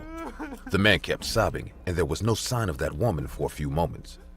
Suddenly, the woman jumped in front of the camera from the left corner. Hold on now. It almost gave us all a heart attack. You think? She started to laugh, looking at the camera like a maniac. Her eyes were What the big fuck? and she had a pale face. The way she stared at the camera, it gave us all goosebumps. Damn, Max even bitch. said, "I feel like she can see me. What the hell is this all?" The woman slowly moved her head and looked at the man. Then, she again looked back at the camera and gestured her finger in her lips. Yo, this is the worst snuff film I've ever seen, bro. The chick is crying before the sex even starts, bro. Terrible sign of an awful snuff film. Andy said, "This woman is freaking insane. Is she telling us to keep quiet? What kind of bizarre video is this?" I was speechless with everything that was happening in front of my eyes. The woman picked up something she from the about to suck ground. some dick? We couldn't see what it was, but as soon as she started to walk towards the man's behavior changed in a second. The man started to panic like a fish out of water. He said, "No, Julia, no, you can't do this to me. I am your husband. Julia, please, Not a don't husband do enough. this." You gonna learn The today. woman reached behind his back and lifted her hand. You about to learn She today. was holding a chainsaw in her hand. Her evil smile made my heart drop to my stomach. She Oh, again God. looked at the camera and shifted like before. The man was crying and sobbing, and the video ended there. What the The fuck? three of us sat silently on the couch, looking at the laptop screen flashing the third video file on it. Yep, you I gotta was watch it. literally shivering. Max was breathing heavily. Andy said in a trembling voice, Snuff films go "Should we hard watch in the the paint. last video?" I've almost nutted. Max got up and said, "Damn you, Matthew. I told you to stop." I hit my face with my palm. Nigga beating his meat? My forehead was covered with sweat. Nigga. Then I said, I don't know." Andy played the last video. Oh, shit. What we saw next shook us for our entire No. lives. The man was no more on that chair. The wall behind him was painted in blood. They did him like they did Vang Rhames in Pulp Fiction. Horrible, terrible death by butt stuff, or snoo, as they call it in Mexico. There was blood splattered all over the room. Damn. Our eyes were stuck on the screen. They Our turned up hearts on him. were beating like wild horses. Were they? When we saw that woman coming in front of the camera from the left side again, Nigga. her head was down looking at the floor. Oh my God. Her hair covered her partial face. I could tell she was holding something in her hand. She ain't got no breasts. She then stopped and turned No towards titty. the camera. Her face was still looking down. She started to cry like a child. What? Her cry was making everything even more uncomfortable now. no. She cried, standing like that for a few more seconds. He must have and not made then her nut. suddenly lifted her hand with the bloody head of her dead husband. Damn. Yes, she was holding. Look at these dudes, they're still masturbating directly into the camera. Oh yeah, show us more. No, we gonna edit that out. the severed head of that man in the chair. Yep. She started to laugh like a maniac while showing off his head towards the camera. Yep. Her eyes were glowing. She That's was good. looking like the devil from hell. Max gasped. "Oh my God, did she really kill her husband with a chainsaw?" You think? And immediately started to throw up on the floor. I was numb. I couldn't move, couldn't take my eyes away. The woman then got really close to the camera and gestured her bloody finger onto her No. lips and said in a whispering Oh voice, my God. "Shh, keep quiet." The video. Is that poop on her finger? What the fuck? What type of shit? All of us remained awake the entire night. Andy got really sick. We admitted him to the hospital as he had a nervous breakdown after watching the video. We took the footage to the cops and told them everything.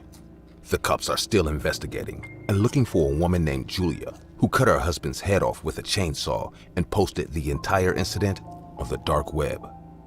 If anyone comes across this woman, please let the cops know about it.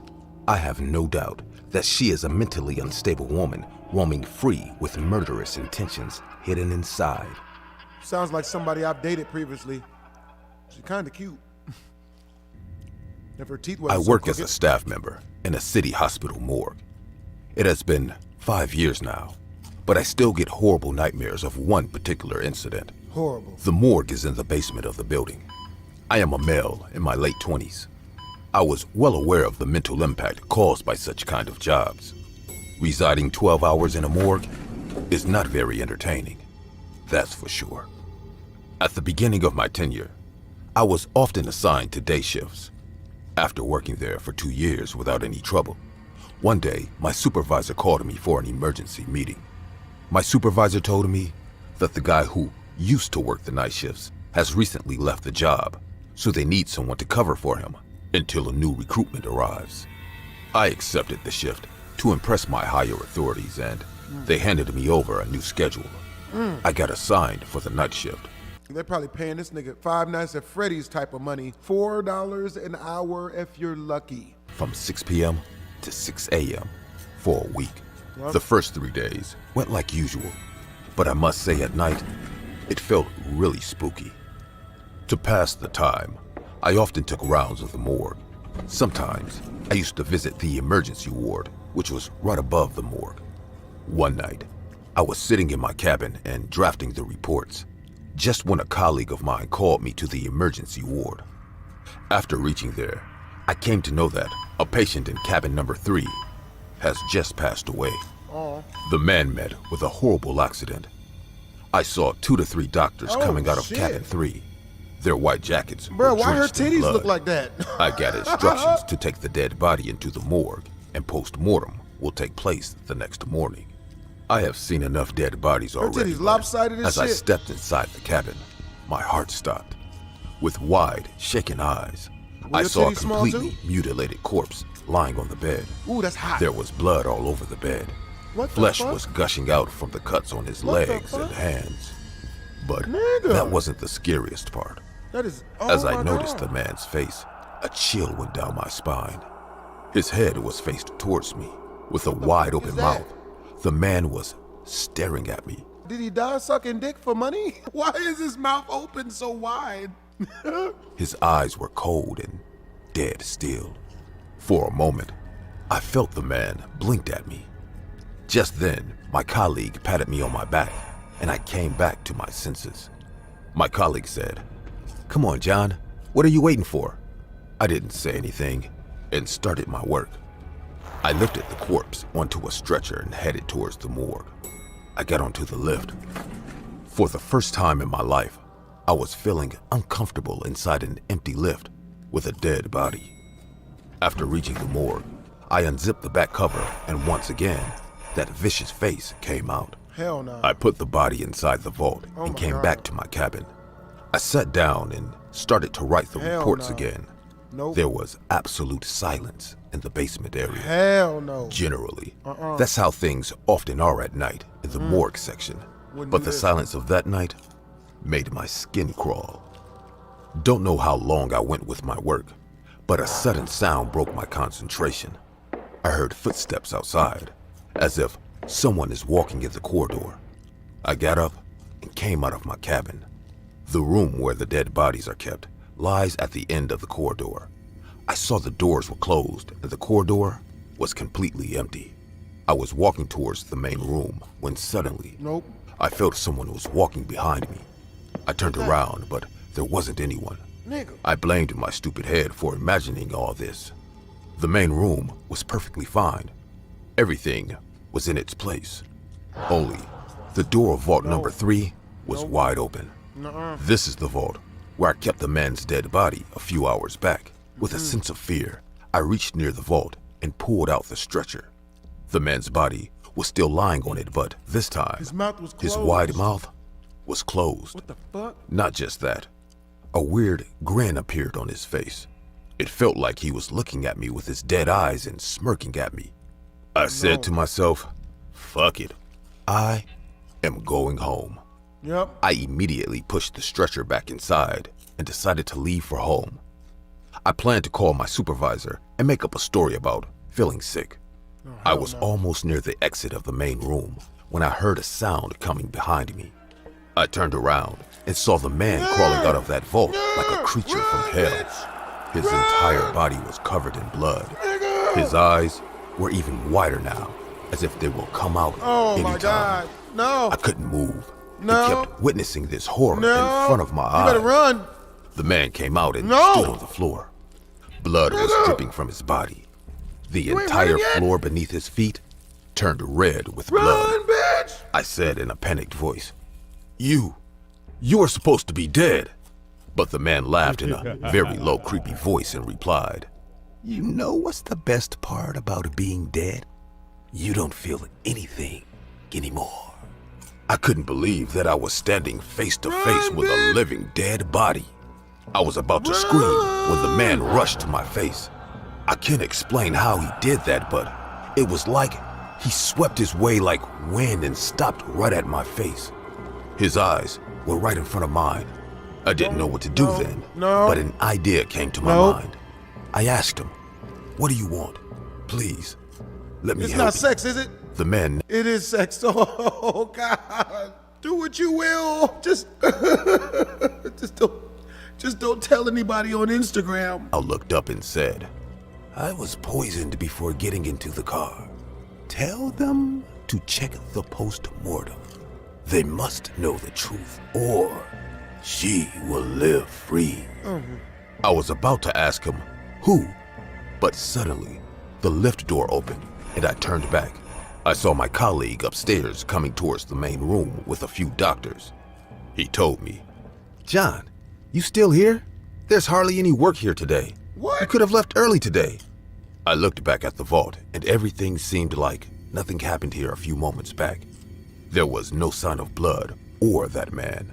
Nope. Feeling messed up in my head, I started to walk to my cabin. Nope. But before getting inside, I told my colleague and those doctors. I don't know why, but I feel like there was some other reason behind this man's death. He didn't just die because of the accident. They all gave me a surprised look, but I got inside, took my bag, and left for home. The next morning, I got a phone call from a colleague. He told me, oh my God, John, how did you know? I mean, it anyway would have come out in the post-mortem report, but how come you were so sure? At first, I failed to understand what he meant, so I asked, what are you talking about? My colleague replied, that man, the dead body recovered from the road accident last night? Traces of poison has been found in his stomach. Doctors are saying he was poisoned before he got into the car. This is now a criminal case. Cops are all over the hospital. I started to sweat like hell. That means it all actually happened. The man's ghost was there in front of my eyes. I sat down at the chair nearby. It took me time to deal with the fact that I have not only experienced a supernatural occurrence, but also talked to the haunting spirit of a dead man. The case continued for a while until the cops arrested his girlfriend for poisoning him before he left her house. I realized that by she, the man meant her. I didn't leave my job after this incident. The man visited me for one last time. Word? The day his girlfriend got sentenced for first-degree murder charges, I was working another night shift in the morgue. I just finished placing a corpse inside vault number 3. As I turned to go to my cabin, I saw that man standing in front of the lift. Hell no. This time, he had a big smile on his face. His body was disfigured like before, but his face was looking more fearful than before. What the His fuck? ear-to-ear smiles still haunts me at night. Nigga. I just stood there because I had no idea he will come to visit me again. What's that supposed to mean? But this time, he didn't say anything. Word? He just lifted up his head. The flesh was hanging from it, making his bone gush out of them. What the fuck? Then he waved me goodbye and disappeared into thin air. Nigga. You Amber Heard ass girlfriend, man, that's fucked up. Tried to kill this nigga. My girlfriend and I are passionate about road trips. But things wouldn't have taken a bad turn if our passion stayed within its limits.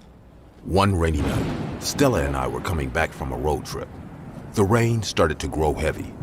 It was becoming difficult to drive amidst the rain and the thunderstorm. So we decided to stop at the side of the highway. I was worried that waiting on the highway during a thunderstorm is not a safe option. I was thinking what to do next when Stella said, "Look, Mark, there's a building on the left turn nearby."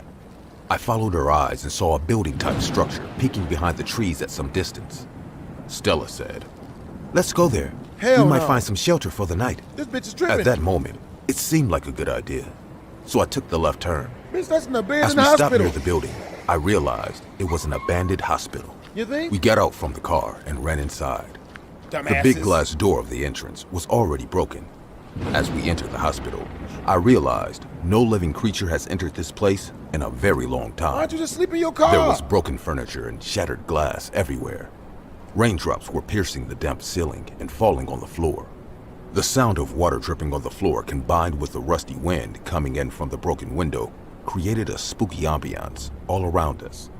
Stella said in a low voice, "This looks like an adventure." My wife Stella is a horror fiction writer. Hence, spooky settings like these excite her. We went to explore many abandoned and old places for her creative exploration. I smiled and said, "Yeah, let's look around.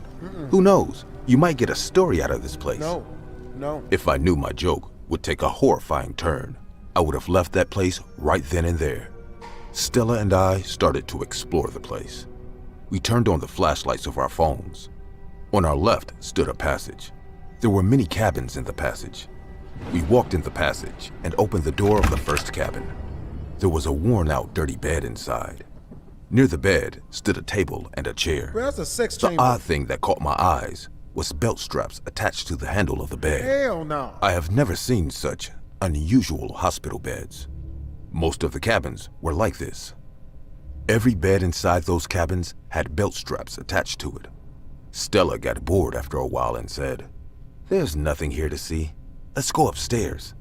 We took the stairway on the right side. That bitch is dumb. There were cobwebs and dirt all over the stairway. Yo, female sucks. The upstairs corridor was filled with broken glass and damp clothes lying here and there. As I flashed the light on the walls, I saw disturbing graffiti all over them. Oh, hell There were no. human skulls and demonic faces drawn on those walls. Someone even wrote, "Kill them all. Kill," and stuff like that with red spray paint. Oh no. I felt weird seeing all that. I told Stella, "Hun, maybe we should wait in the car. The rain will stop in some time." Stella replied in a sarcastic tone, "Why? Are you scared, Mark?" I didn't say anything because I knew she will mock me more. We were walking in the hallway. The sound of the rain outside mixed with the whooshing wind created a hollowed echo in the corridor. At the end of the corridor stood a large door. On the door was written, "Operation Ward." Stella was looking at the graffiti on the wall. I told her, "What do you think used to happen here?" Stella smiled and said, "It's an operation theater, Mark. Y'all see that crawling Why out? are you behaving so off?" I said Nobody in an sees this? annoyed tone, Nigga. "Because this place is not some theme Nigga. park, Stella. The entire vibe of this place is off-putting. I don't know how can you not feel that?" Stella looked at me in the same careless manner and said, "Relax. This is just some abandoned hospital. We will look around a bit, then we'll leave. Stop making such a big deal out of it." Yeah, so you I pussy thought bitch. to myself, maybe I am just behaving like a dumb kid. It's quite clear that there's no one else here except the two of us. We reached the door of the operation theater. Stella pushed the door, and with a terrible creaking sound, the door opened. I have never seen suck out the jar with a human head in it.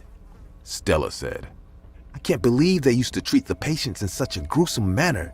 Bitch, It what? was a man's head with his eyes closed. The face was horrible to look at, but what happened next still gives me the creeps when I think No, those about eyes it. better not open. Stella and I were swear to God, they inspecting the better not human open. head with a close No. look when Don't suddenly open. the slitted head opened its eyes and started staring back at us. I legit asked it Out of not to fear do and that. shock, we stepped back. Hell The no. head then started to smile from Nope. ear to ear. No. Run, Stella screamed bitch. as loud as she could, and we Run, started ho. to run for our life. Run, As I ho. looked back, I saw a group of black shadows Hell following no. us. They were whispering in their own demonic language. They Run. stretched their hands towards us and started to run. Run, I said in bitch. a panicked voice, "Run, Stella, run! They're coming to I get love us!" you, bitch. Stella and I stormed out of the asylum I and hopped love you, inside our car. bitch. We could hear the cry of hundreds Bro, I'd of have people tripped that. coming I'd have from tripped the that asylum. bitch. It was like people screaming in pain. Nope. As we started the car, the cries turned into maddening laughter. No. Without thinking much, I pushed the accelerator so hard that the car started making a screech. Felt like, this is probably the time where you are going to die. I've had If a you lot of haven't, you are so damn lucky. Oh, man. This incident happened last week. Mm. The trauma of this incident is so fresh that I am still having a rough time recovering from You it. do meth? I work in a pizza shop. That nigga look like he do My meth. job includes taking orders and delivering them to customers at night. Five Nights at Freddy's I've pizza, always worked nigga. a night shift and never faced any issues until now. Last week, I was standing near the counter when our shop's phone rang. I picked up and said, "Cheese man, can I take your order?" A man with a really grumpy and rough voice replied, "That's what I called, jackass." I felt a bit insulted by his behavior, but kept it to myself. The man ordered 2 large pizzas and gave an address of a house residing in the outskirts of the town. I told the chef to prepare the order. I checked the address using my GPS and realized it's going to be a 20-minute drive. I'd have spit on I them stacked pizzas. the boxes on the front seat of the car and started for the destination.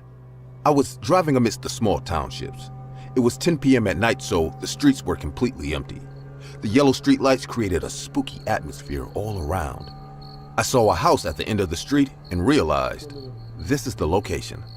I parked my car near the house and got out. The house looked quite abandoned to me, as if people hardly lived there. But I saw the lights in the room upstairs.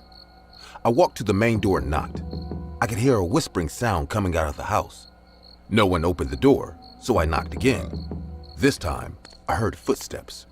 It felt like someone is coming down the stairs and walking towards the main door. The door opened after a few seconds. An angry-looking man with a rough bearded face stood in the doorway. His eyes were slightly red and he was smelling of whiskey. The man said in a rough voice, "What do you want?" Oh, hell no. Hearing his voice, I realized this is the same guy who insulted me on the phone. I said in a calm but firm voice, "Your pizza's here," and handed him the boxes. The man checked me out from head to toe and then paid me the money, saying, "You can go now," Oh, shit. and slammed the door hard on my face. Damn, nigga. I thought to myself, what an asshole. This guy is surely fucking drunk with no sense of manners. I got back to the car and was just about to start the engine when a sound came to my ears. The sound was so mellow that it took me a bit of time to figure out what it was. As I tried to listen closely, I figured out it was a sobbing sound of a little girl. Shit. I looked around, but there wasn't anyone. It's a It children's was only sex me dungeon. inside my car Damn under a it. streetlight. I listened Well, for a few seconds more and realized good luck, little the niggas. crying sound was coming from the Drove house off where on I them. just delivered the pizzas. I'm not about to It know. would have been possible that the drunk asshole had a little daughter and it was a I done almost gotten killed trying to captain save a hoe so many times that I've just stopped helping people, man. It just seems easier. matter of their personal life. But there was something in the cry of this little girl that kept pleading me not to leave. Nope. I slowly came out of the car and tiptoed to the house. No. I got close to the main door and tried to listen to the sounds coming from the house. The little girl was continuously sobbing, but I heard two more sounds this time. I heard two men talking in a really low voice, but their talking mode was so rough that I could hear almost everything they were speaking. The grumpy drunk who opened the door was saying to another man, "I told you to tie her mouth tightly." The other man replied, "I did, but she won't stop sobbing. Not everything is my fault, Brute." I said to myself, "So this asshole's name is Brute?" Brute replied in an angry voice, "I shouldn't have made you a partner in the first place. Can't even keep a 10-year-old girl quiet, jackass." They get into an argument with each other and started to use really obscene language. The girl's cry got louder. There was a small window on the house porch. I slowly peeked inside from the window, and what I saw scared the hell out of me. A little girl was lying on a dusty mattress on the floor. Damn. Her hands and legs were tied. Her Damn. mouth has been taped too. Her wide eyes looked fucking terrified. I could tell from her expression that she was in danger. The two men were sitting on the porch arguing. One was Brute the drunk guy, and the other was a bony, creeping-looking guy sitting right next to him. The entire scenario became crystal clear to me. I realized they are professional kidnappers and have abducted this little girl. This house is probably an abandoned house, which is why they chose this place to keep the girl. To be honest, I was really nervous at the beginning and thought to leave the place and inform the cops about it. I thought it would be better if the cops handled this matter.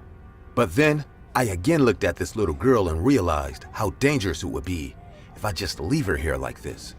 Don't know what these two bastards will do to her, or what if they take her to some other place, or worse, kill her for ransom. With various thoughts going on in my head, I decided to take one step at a time, because there was no way I was leaving this little girl to die at the hands of these criminals. Why not, man? She I be made alright. no sound and got to my car. I got inside it and called 911. Thank you. I reported the entire situation very cautiously so that the kidnappers couldn't hear me. The nearest police station was about 20 minutes away from that area. They told me to keep my eyes open and they will be here as soon as they can. Even though I knew the cops were on their way, I couldn't just sit in the car and wait. I got out and started to walk towards the back side of the house. As I reached the back door, I saw those two men going upstairs. The little girl was lying on the ground like before. I said to myself, "Matthew, this is your only chance." Luckily, the back door of the house had a small entrance for dogs and cats. No. I put my hand through it and twisted the doorknob slowly. The door opened. I paused and listened carefully. Those men were still upstairs arguing. I tiptoed to the living room and reached towards the little girl. I turned her over and she started to panic at first. I shushed her by gesturing a finger on my lips and said in a whispering voice, "I am here to help you. The cops are on their way." She nodded her head. I stood up, started to untie her. What are you doing? She was sobbing like before. I understood this girl Grab is your chick and extremely go, nigga. traumatized Don't from what she's untie her. going through right now. Suddenly, I heard footsteps and I started to hurry up. Run, I was bitch. almost done when I heard a thunder-striking voice from the stairs. "Hey, who the hell are you? What are you doing, you bastard?" I looked back and saw Brute was standing on the stairs. Stupid. His face seemed like the hound from hell. He was breathing like a hungry wolf. I immediately took the little girl on my lap and started to run towards the door. Brute took out a huge knife and chased me. Yo! I was just close to the exit when he stabbed me on my leg. Ah, shit! I screamed in pain because I knew he stabbed me deeply, but I didn't stop. The little girl started crying and screaming in fear, seeing blood coming out of my leg. I grabbed her tightly to my chest and ran as fast as I could. I got on the streets. I already said the streets were empty, and the next house was at 1 to 2 kilometers distance from this one. I knew I wouldn't make it that far because I turned around and saw those 2 criminals chasing me with sharp knives in their hands. I was just praying to God, please make the cops reach here before they get us. Dumbass. I could hear them saying, "Stop! I will kill you, you son of a bitch! Stop, right now!" My leg was about to give up, and I realized that I should have gotten into the car. But I don't know if I could have driven it safely or not. Nigga. While every hope of coming out of this alive with this little girl in my arms was dying in front of my eyes, I saw a flash of red and blue lights heading towards us. The cops' car's siren made me heave a sigh of relief. I turned back and saw Brute and that bony guy now running backward. I was sure that they have seen the cops and are trying to escape now. I stumbled on the ground and a lady cop came rushing towards me. As soon as she took the little girl from my arms, I lost my senses. I had to stay in the hospital for a week. The cops managed to reunite the girl with her parents and have arrested Brute and his partner. Doctors say I might have to limp while walking for the rest of my life. But when that little girl visited me in the hospital, her smile and the tears of joy on her parents' face made all my pain worth it. Damn. I am happy that I could save a little child's life on that night of pizza delivery.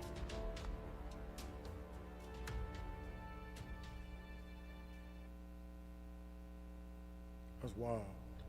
This true incident of my life can be quite disturbing for many viewers. I myself am also ramsacked by the impact of this incident that I can barely sleep at night. I would like to keep my identity hidden, so for the sake of the story, you can call me Ted. Since childhood, I was different than other kids of my age. I still remember the first time I witnessed death. I was playing in our backyard when a pigeon broke its neck and fell in front of my monster truck. I don't know why a thrilling sensation grabbed me that day. Instead of calling for help, I crushed the suffering pigeon with my truck. What the fuck? The pigeon flopped its wings, and blood kept flowing from its smashed head. What type of sick As I shit? grew up, this feeling of seeing blood flow grew too. I sometimes used to bite my own lips just to taste some drops of blood. I won't deny, I like the salty flavor of it, even more than any dessert. When I was 12 years old, my mother went to visit my grandmother, and I was home alone. Our neighbor next door came to cook some food for me. Miss Harrison made me some steaks that night. While chopping the meat, she accidentally cut her finger with our sharp kitchen knife. She went to the washroom to dress her wound and told me to wash the knife as it had drops of her blood. As soon as she disappeared from sight, I secretly licked the knife and tasted her blood. I won't lie, it felt amazing. Ew, nigga. Soon, I came to realize that I possess a very weird fantasy which, in other terms, can be compared to cannibalism. No matter how many types of meat I had my entire life, nothing beats the taste of human blood and flesh. With more days passing by, my weird fantasy started to make me anxious. I was looking for a way to make it come true by tasting actual human flesh. You must understand that I'm not a killer. My intention was never to hurt anyone on purpose, but I couldn't help myself with this hidden fantasy either. I was going through a troubled time then. My father died from a heart attack and our family fell apart. He was admitted to the hospital for a long time. On the day of his death, When my mom and grandparents were busy talking to the doctors and paying the medical bills, I sneaked into the hospital morgue. I saw fresh dead bodies lying there.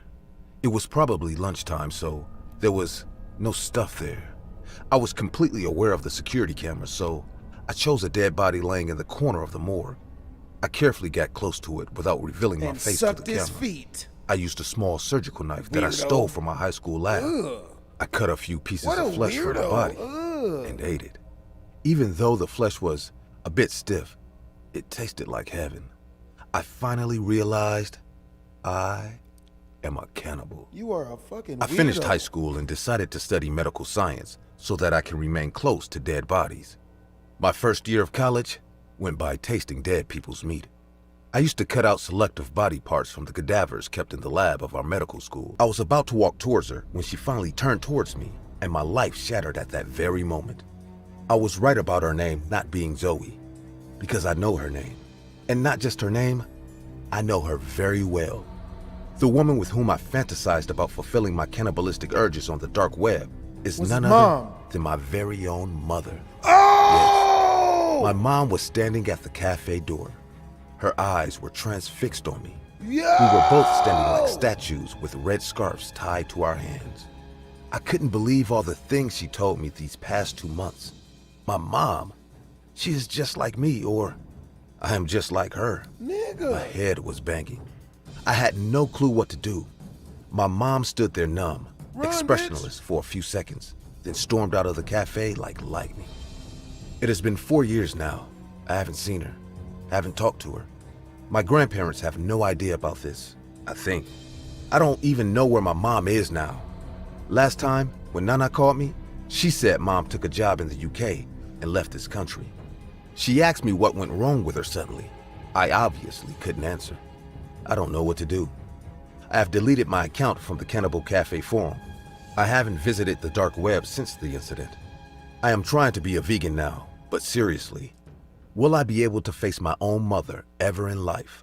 There's gonna be part 1 of 21 true horror stories animated. Make sure to stay tuned for part 2, as I'm pretty sure it gets worse. Twisms.